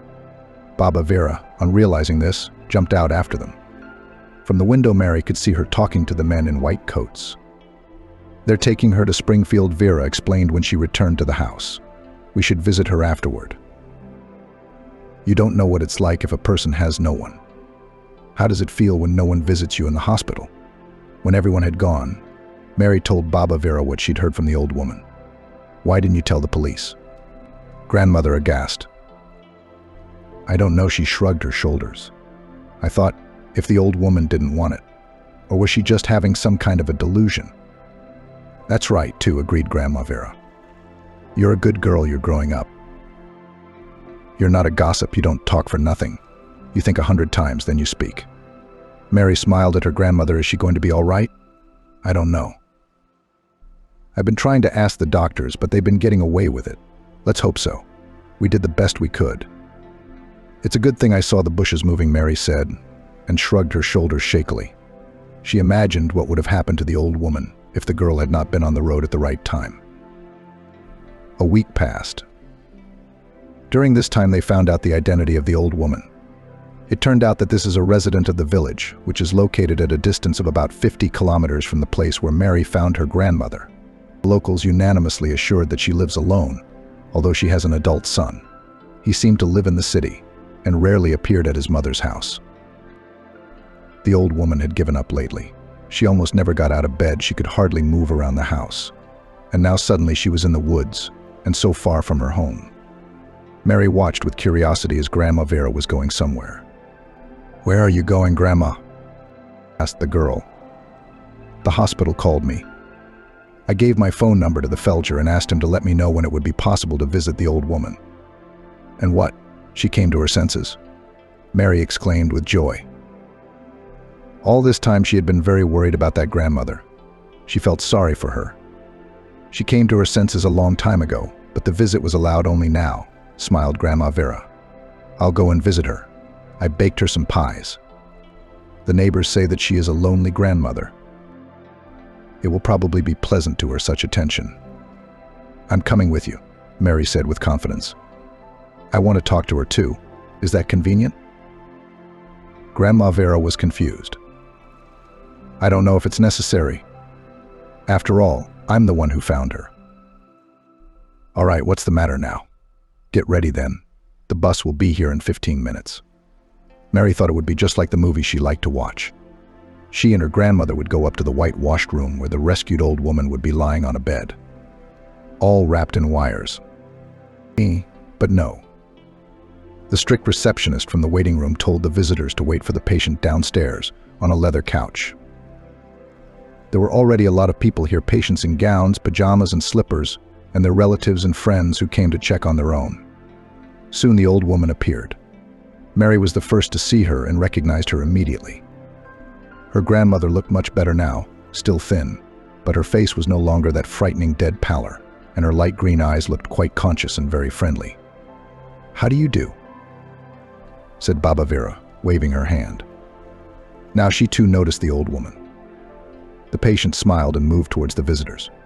It was only then that Mary realized that the grandmother didn't know who had come to see her. They had seen her that October day, but she wasn't in the right state to remember their faces. "Hello," smiled the old woman, coming closer. A kind, warm smile, good, calm. "So it was you who saved me then?" "My granddaughter, Mary," answered Grandma Vera. "Thank you, girl. I don't know what would have happened to me if it hadn't been for your attentiveness. Of course I do. But I don't want to think about it, no matter what." Then they all got to know each other. Turns out the old lady's name is Poppy Parson. She lives in the next village, quite a long way from where Mary found her. "How on earth did you get here?" wondered Grandma Vera. She looked very young compared to Poppy Parson. There must have been 10 or 12 years difference between them. "It's a sad story," sighed Poppy Parson. "I've been ill, I've been sick. I got weak. I thought it was the end of me. But I don't know. It was like my mind went blank. Something came over me. I gathered up my last strength and went wherever I was going, without any purpose. It was like someone was calling me from the woods. Temporary insanity. So I must have reached you somehow, and then I collapsed from exhaustion. And Mary found me." Baba Vera shook her head sadly. For some reason, Mary did not believe this part of Poppy Parson's story. It seemed to her that the old woman was hiding something from them. Otherwise, the new acquaintance was quite sincere and pleasant to talk to. Mary could see that she and Vera had found a common language. A couple of minutes later, the women were already discussing a variety of topics: health, news, weather. And they couldn't get enough of talking, like old friends. They also had a common misfortune: their wayward sons. Poppy Parson's son was outwardly a prosperous man. He studied, married, settled in the city. But his mother's life hadn't interested him since. He became like a complete stranger to the one who had raised him and put him on his feet. Baba Vera was so moved by this story that she even cried. Poppy Parson couldn't hold back her tears either. She could see that the situation with her son was causing her real heartache. Mary looked at the grandmothers talking to each other and thought about whether or not to ask Poppy Parson about what she had mumbled while lying in the bushes. It was awkward to touch the subject. And Grandma Vera, as if she had forgotten what her granddaughter had told her. She didn't ask anything either. Or maybe she really forgot, didn't care. "Oh, poor Poppy," sighed Grandma Vera on the way back. "She raised her son alone, just like me, stretched, tried, did so much for him, and he left her alone, and he lives happily in the city. He's got a wife there, a family. He's forgotten his mother. He doesn't care that she's sick. She's been lying around the house for so long, barely able to walk. Neighbors ran to the store for her, but not her son. What a fate. I guess we're a bit like Poppy, me and her. Why didn't you ask her? I told you about what she was mumbling in the bushes. About Leo's son. Like he was the one who was trying to ruin her. And anyway, sighed Grandma Vera, looking at her granddaughter. She seems to be a smart girl, but sometimes she just blabs. Do you think she would be pleased to hear that? Especially since Poppy told her how she got into the woods. Her son had nothing to do with it. And the fact that it's him. I think that's what she really thought in her delirium. And there's some truth to what she said. Of course, Leo almost ruined his mother with his indifference, betrayal, oblivion. Good, at least the doctors pulled her out, cured her. As they say, there is no good without good. If Poppy had not been in the hospital, so slowly and would have died at home, alone. And now she's been treated for her heart condition. And now she'll live another 100 years on the new pills. Mary shook her head. Still, something in this story bothered her very much. Baba Vera and Mary visited Poppy a few more times. The old ladies had become very friendly. It was good that things had worked out that way. One day, said Poppy, it was worth being lost in the woods to meet good people like you. We'll be friends now, smiled Grandma Vera. We won't get away from each other now. And such a light atmosphere arose around the three of them. Such a trusting atmosphere that Mary finally made up her mind. Baba Poppy, said the girl. As it happened, that was what she had begun to call Poppy. Can I ask you something? Baba Vera looked at her granddaughter warningly, but she decided that she would go through with it. Of course you can, dear Poppy smiled at her. There in the bushes, when I found you, for some reason you said that your son Leo, that he decided to send you to the other world. I thought he'd done something to you and left you in the woods. What a restless little brat, exclaimed Grandma Vera angrily. Forgive her, her tongue is boneless, and her imagination is irrepressible, always thinking of something. But she's right. Poppy shook her head. Her eyes suddenly became so sad that Mary immediately regretted having asked her question. She had to know the truth, though. After all, if Leo was really guilty of something, then Poppy was still in danger, and Mary cared about her fate. The girl was worried about her and her grandmother's new acquaintance. What do you mean? She's right. Grandma Vera didn't understand. What are you talking about? It's true, friend, Poppy decided. I'll tell you my story. I'm ashamed, of course, to confess such things. In my delirium, I told the truth. Leo, my only son, really wanted to send me to the afterlife. It's a hard thing to realize. I didn't fully believe it, but everything says it's true. It's unfortunate. Poppy raised her son alone. In that, she was a lot like Grandma Vera. But the reasons why the women's sons were left fatherless were different. Baba Vera's husband died of a heart attack. But with Poppy's husband, Andrew, it was a different story. Young Poppy met her future husband by chance at the harvest. They sent them then in the village help young people from the city. Among them, and Andrew was cheerful, humorous, the soul of the company. He amused the whole brigade with his jokes. He didn't work too fast himself. It's understandable, a city dweller not used to the land. But he cheered everyone up. Andrew was everyone's favorite at first. He was funny, a good-natured joker. And a good-looking one, too. Bright blue eyes, hair the color of ripe wheat. A wide, open smile. Poppy was being courted by a former classmate of hers, Jerry. He was a nice guy, quiet and thorough. And she seemed to like him in every way. You couldn't go wrong with a guy like that.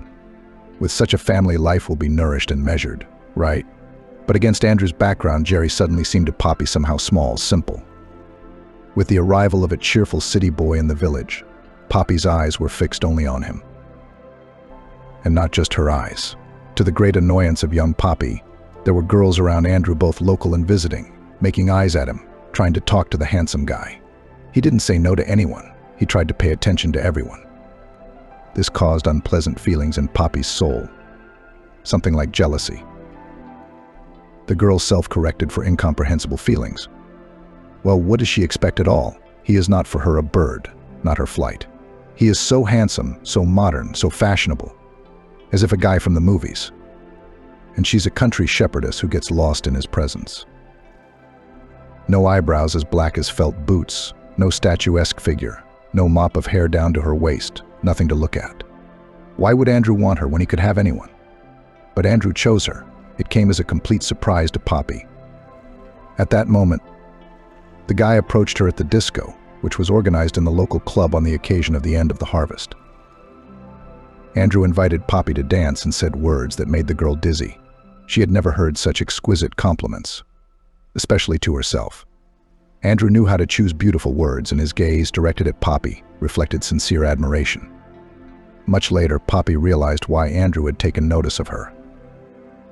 He was a charming catcher with charisma, who had nothing to do in the city he did not want to work, but needed a roof over his head. Rumors of orphan Poppy, living alone and in need of support, reached Andrew the perfect chance for him. To settle in the village and win the heart of a naive girl, he was not difficult. So they began to live together, the city's handsome man and Poppy, who was in love with him. The wedding was held modestly in the spring.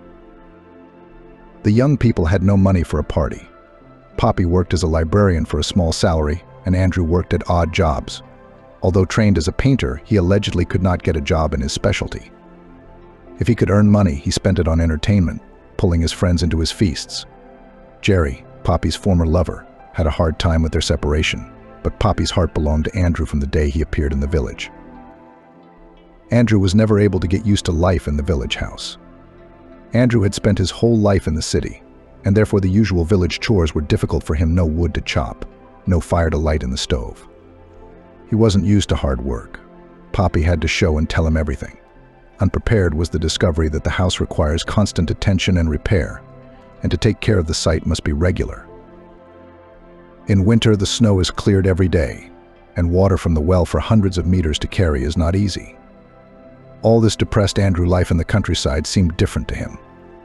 As soon as I get a proper job in the city, we'll move, he kept telling Poppy. Deep down, he liked the countryside, fresh air, kind people, but life seemed too hard. Poppy supported him. She was ready to follow Andrew anywhere, even to the city, even to the end of the world. But time passed, and he never found a steady job, while Poppy's salary remained a stable source of income. People in the village began to whisper Poppy's young husband was living a life of leisure, sitting on her neck, never lifting a finger in the house. I wish you'd married Jerry, Poppy, complained the neighbor. He's a reliable fellow, he still loves her. But what about him? Riding around on your back, having fun with his buddies. Indeed, Andrew often gathered with local guys, organized feasts, went for a drive, sometimes with girls. There were rumors around the village about his infidelity, but Poppy didn't want to hear any of it.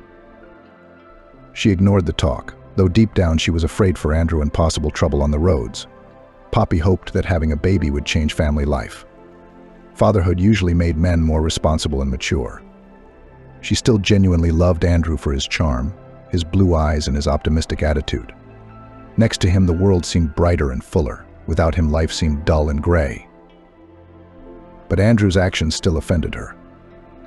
Attempts to talk seriously usually ended in jokes, and Poppy forgot her worries again under his influence. When Poppy became pregnant, Andrew's reaction was not a happy one. He even suggested terminating the pregnancy, arguing that it was because they were young and their lives were unsettled. But Poppy insisted, feeling they would have a son. Andrew eventually supported his wife's decision and began to actively look for work, but without results. Still, Poppy was happy to see his efforts. The birth of their son Leo changed everything for Poppy. Her world now revolved around her son, evoking much stronger feelings than those she had had for her husband. Her view of Andrew had also changed. The woman now saw all the faults she had previously turned a blind eye to. His indifference to housework and lack of attention to his son were now conspicuous. Andrew put almost no effort into caring for the newborn. The entire family was now struggling to make ends meet, living on minimal payments from the government. It seemed that Andrew didn't even seek to make a difference.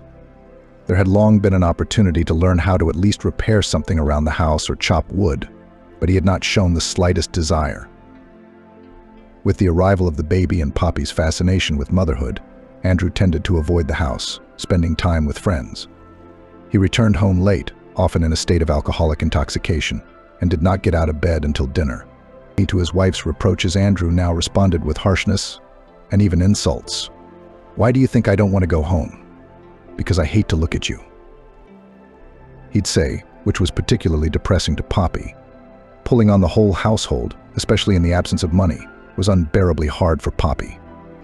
She was grateful for the help of neighbors. One of them could take care of the child while Poppy went out on business. Someone brought groceries. Even old baby clothes from neighborhood kids helped save money. While the local community supported Poppy, Andrew continued to cheat, promising to earn money in town but returning without it. Rumors reached Poppy about his entertaining in town with friends and young girls.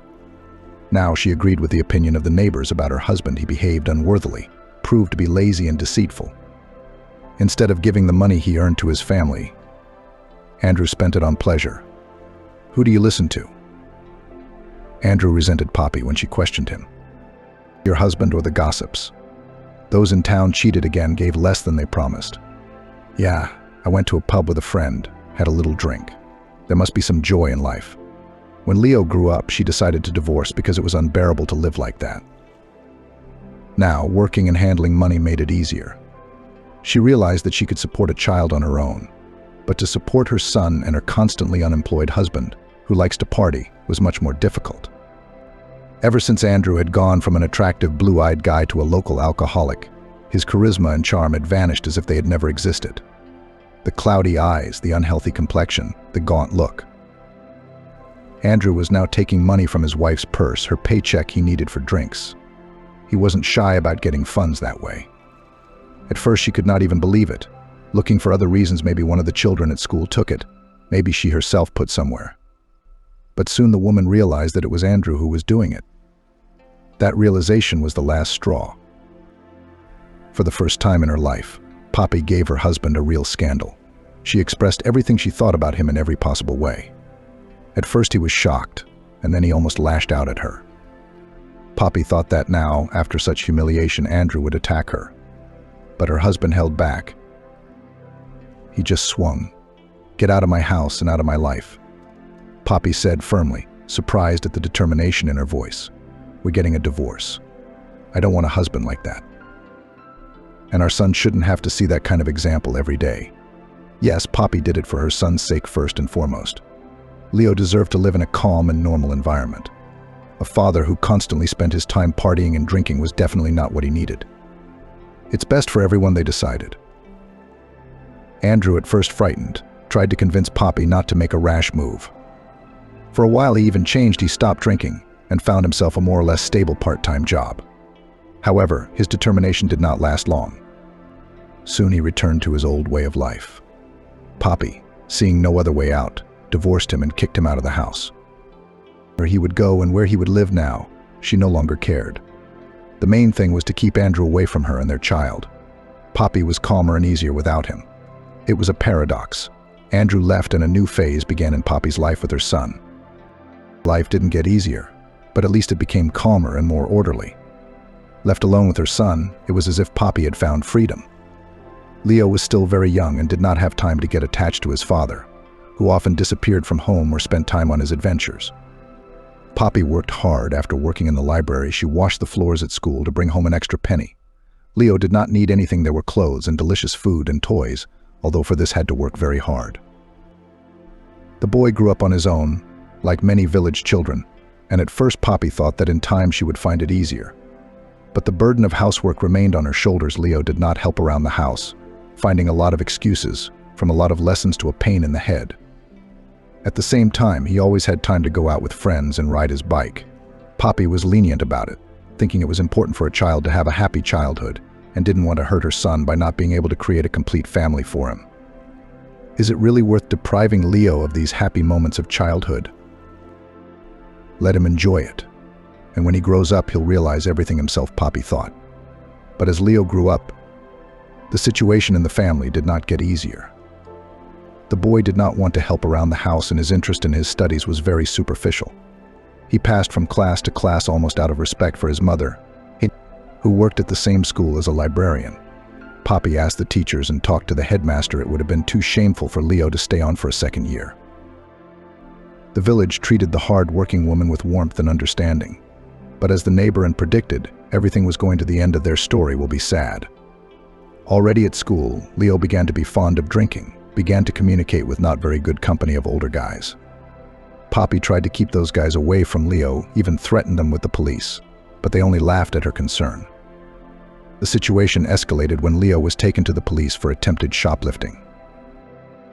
He was released thanks to the local community's understanding of Poppy's situation, who was bearing the brunt of raising her son alone. The older Leo got, the clearer Poppy realized that he was following in his father's footsteps. She even saw it as a kind of punishment for having once kicked Andrew out, who soon finally rolled over and died. Poppy couldn't help but feel guilty about her ex-husband's fate and the fact that she seemed unable to stop the sad cycle of fate in her family.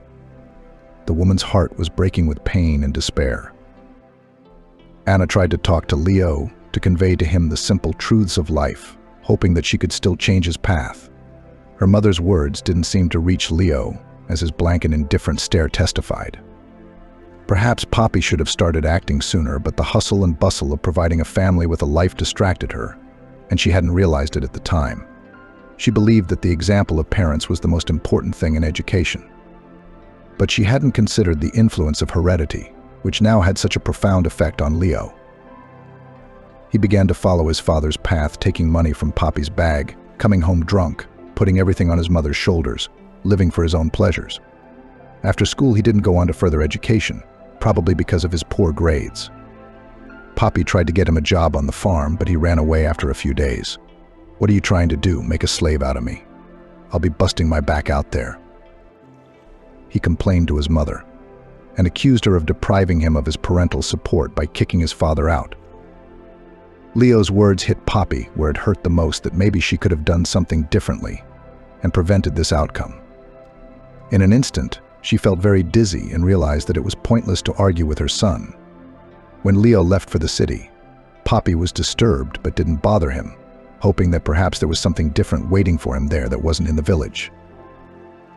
The years passed and Leo was rarely in the village, sometimes calling his mother and telling her that he was doing well, that he had got a job in a factory, had qualified and was renting an apartment. Poppy, listening to his stories, despite all his past troubles, felt a restrained joy for her son. There was still a note of hope in her heart that Leo's life would turn out better than his father's. If that was indeed the case, Poppy could finally relax. Leo seemed to have found himself. However, Poppy couldn't fully believe him. Their family history was full of deception. But the reasoning that Leo was living somewhere and earning something was hopeful. Unfortunately, Leo chose the wrong path. He ended up in jail, but thanks to the fact that he was caught the first time, he was not in jail for long. In prison, his mother visited him, sympathizing with him. After being released early, Leo returned home serious and slimmed down. But the temporary return to the village did not detain him, and he went to the city again. Before leaving, he assured his mother that he could start a new life. "I've learned from my mistakes, become wiser," he said. And it seemed he had indeed changed. In the city, Leo married Margot, a nurse with a difficult fate. Leo introduced Margot to his mother as a respectful, pleasant, and kind woman who had been through some difficult trials in her life, including the loss of her son, Poppy. Seeing how Margot genuinely loved Leo, finally accepted her. She began to hope that after all the hardships and mistakes, her son would have a good life after all. Over the years, life settled down. Leo and Margot settled in the city and rarely visited Poppy, which was understandable because they were so busy. The most important thing for Poppy was to know that her son and his family were doing well. Margot and Leo had a daughter, Emily. The baby girl was incredibly sweet. Poppy was immensely happy for them. Margot had found the joy of motherhood again, and Leo, having become a father, had no doubt changed for the better, especially having such a beautiful daughter. Poppy, however, saw her granddaughter rarely. Each visit was a holiday for her. Her love for her granddaughter filled her heart. As she grew older, Poppy asked her son more and more often to bring Emily on vacation, assuring her that she would have fun in the countryside. "It's so nice here in the summer. It's a great place to be," she said. But the son waved off the suggestions, and Margot admitted that she was afraid to let her daughter go after losing her son. Poppy understood that. The terrible events had left a deep mark on Margot's soul, and her fear of losing loved ones was understandable. As time went on, Poppy felt the loneliness, especially when her health began to fail. She could no longer even walk to the well without resting. The local boys helped her, for which she was grateful. Poppy's spirits were kept high by the thought that her family was doing well. It seemed a miracle to her that Leo had finally found happiness in family life and stability. She was happy for him, although she was sad that he was making less frequent appearances in the village. It had been like this for several years. Occasionally, Leo would call to tell her about his health and share news. His granddaughter Emily had graduated from high school and entered law school. Margot, smart and beautiful, works but suffers from blood pressure, so she has no time to travel. Her son works in a factory. Oh, well, that's all right. The main thing is that he's getting his head on straight. The fact that he's inattentive and insensitive is just the way he is, and he's loved just as much for it. Poppy's heart condition worsened. She sighed as she watched a neighbor who had come to visit. Her health had given up completely. The local doctors could only throw up their hands and send her to the city for tests. There was no equipment here. She asked for help from her son, and although he did not refuse, but all postponed then work, then the enrollment of her daughter, or himself, did not feel well. Poppy's health was deteriorating, and she could hardly move around the house. Neighbors helped by bringing food from the store. She was grateful. I thought my days were numbered. Nobody's immortal. She was getting on in years. She marveled at every morning, feeling the joy of a new day. One day Leo arrived unexpectedly, all in a dark frame of mind. "Is there anything to eat?" he asked at once on the doorstep. Poppy shook her head with difficulty. "No, Leo, I'm not getting up at all. There's something left in the fridge, bread and sausage. Make yourself some sandwiches." Leo sighed heavily and went to the kitchen to boil the kettle and make sandwiches, forgetting about his mother's suggestion. He had always been like that, preoccupied only with himself. Such a character was influenced neither by upbringing nor scolding in childhood. "I left Margot," the son finally said. Poppy's heart clenched with pain. She was sure Leo had settled into the best possible life. What to do now? Why? She cheated on me, the traitor. And she made me work like a galley before that. She didn't see me as a human being. She said I had to succeed in my career, take care of my daughter, work at home. Without all that, she didn't need me. But son, that's just life. The man is the head of the family, his support and protection. Tried to comfort Poppy. "Here we go. Do you think it's nice to know you're being used? We've built a life together, and now what? I'm allowed to ignore me and find someone wealthier. My daughter's turned against me too. Emily doesn't even want to see me anymore. Why is that? Because I reacted when I found out about her lover." "You hit her." Poppy couldn't believe it. "Well, not exactly. Just pushed and slapped her. I had a temper," Leo explained. Poppy could understand him. Margot seemed to be behaving like Leo's father, drinking, partying, not working enough, not participating in household chores, expecting her husband to take care of her, thinking it was the norm. Margot couldn't stand it and kicked the slacker out of her apartment. And apparently she got a decent man. "You had a family? Did you ruin your own happiness?" Poppy sighed. "She cheated on me. She ruined the family, not me," replied the son. Poppy only sighed heavily. "What are you going to do now?" she asked. "I guess I'm going to live here for a while." Shrugged his shoulders. "When you're not well, I'll help you get better, and then we'll see. Are you sick?" "I'm very sick." Agreed Poppy. "Not long I have left. The medicine does not help much. You need to go to the city for examination." And then Leonid's face suddenly brightened. Anna noticed this moment, when something clicked in his head. Only then she could not even imagine to what conclusion Leo had reached. "I'm taking you to the city," Leo said. "We have to make arrangements with the doctor, find a car. Margot borrowed my car in the divorce. Maybe she'll lend it to me for such an occasion." There was a spark of hope in Poppy's heart. Maybe her son really could help. He was worried and was already making plans to get his mother into hospital. She was pleased by her son's concern. The attention of grown-up children really is priceless. A few days passed. Leo disappeared in the city from morning till evening, coming home late at night and telling her that he was solving her problems. She had waited and hoped so much. Her condition began to worsen, though she didn't stop taking the medications prescribed by the local doctors. But afterward, she began to suspect. Leo, suddenly caring, was giving her pills. The size and taste of the medicine had changed. The woman noticed it, but didn't pay much attention to it, as well as to the fact of finding the vitamin pack in the trash. Only later in the woods, Poppy realized instead of vital drugs her son gave her harmless vitamins. That's why she was feeling worse and worse. Leo must have thought she was fading too slowly. One afternoon, a car pulled up to the gate and Leo got out. It must have been Margot's after all. "We're going into town," Leo said as he came into the house. "I found the car. They're waiting at the hospital." The timing was good. Poppy was barely out of bed, weakening by the hour. Leo helped her pack and carried her mother in his arms to the car, constantly looking around. Only later did she realize why he did so. At that moment, almost everyone was busy, and no one should have noticed that he was taking his mother out of the village. The journey had begun. Poppy looked out the window curiously, enlivened by the sights she hadn't seen in so long. Her heart sang with joy, for her son was beside her and everything was going according to plan. Suddenly, Leo turned off the highway onto a country road, stopped the car, and helped her out. He set her down on the soft grass and said, "What are you doing?" she asked. "Sit a little, get some fresh air, and I'm here near." "I need to go to the bushes," replied the son. But Leo did not go in the direction of the bushes and returned to the car and started the engine. Poppy, dumbfounded, asked Leo, "What's going on?"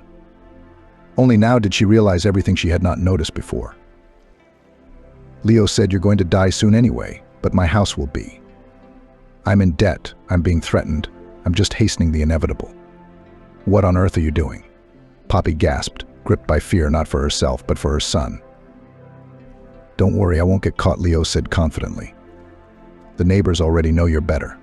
They'll think you went for a walk and got lost. No one will know anything. Leo, how will you live after all this? Think about it." She tried to dissuade him. "I'll live, and you don't care anymore." He cut her off abruptly. Poppy stared after the car, not believing that her son had really left. She called out to him, begged him to stay, but in vain. Alone in the middle of the clearing, she cried with helplessness and loss. But soon she shook herself, found her footing, and set off, following the sound of the motor. But she made a mistake and collapsed from exhaustion. It seemed her son's plan was on the verge of fulfillment. But then she was found. As she finished her story, Poppy looked at her amazed listeners with tears in her eyes. "You know everything now. Wow," exhaled the girl. Baba Vera hugged Poppy tightly and asked, "And where's your Leo now?" "They were looking for him, determined my identity. Tried to find my son. He is my only relative. But they couldn't. He disappeared. Even put out a bolo. I don't know what happened to him. Maybe those to whom he owed something did something to him. Or he disappeared of his own free will, afraid that I would file a complaint against him. Now my heart towards my son is indifferent." It was New Year's Eve morning. Poppy's house smelled like a holiday pine tar, fresh baked goods, tangerines. Grandma Vera was cooking skillfully in the kitchen. Mary was getting ready for school, admiring herself in the mirror. Today was the last school day before the long-awaited vacation. Baba Vera and Mary were now living with Poppy. It was working out naturally after all that had happened. Granny and her granddaughter had nowhere to go, and Poppy was having a hard time on her own. At the hospital, Poppy was examined and given appointments that made her noticeably better. She suspected that her recovery was not only due to the treatment, but also to the presence of people close to her. After all, to be needed by someone is happiness. Poppy regarded Vera as a friend and younger sister, and Mary as a granddaughter. They lived peacefully and amicably, each with their own difficult histories, but together they felt stronger. Poppy and Vera often discussed life, marveling at the strange way fate can change strangers become close and family become strangers.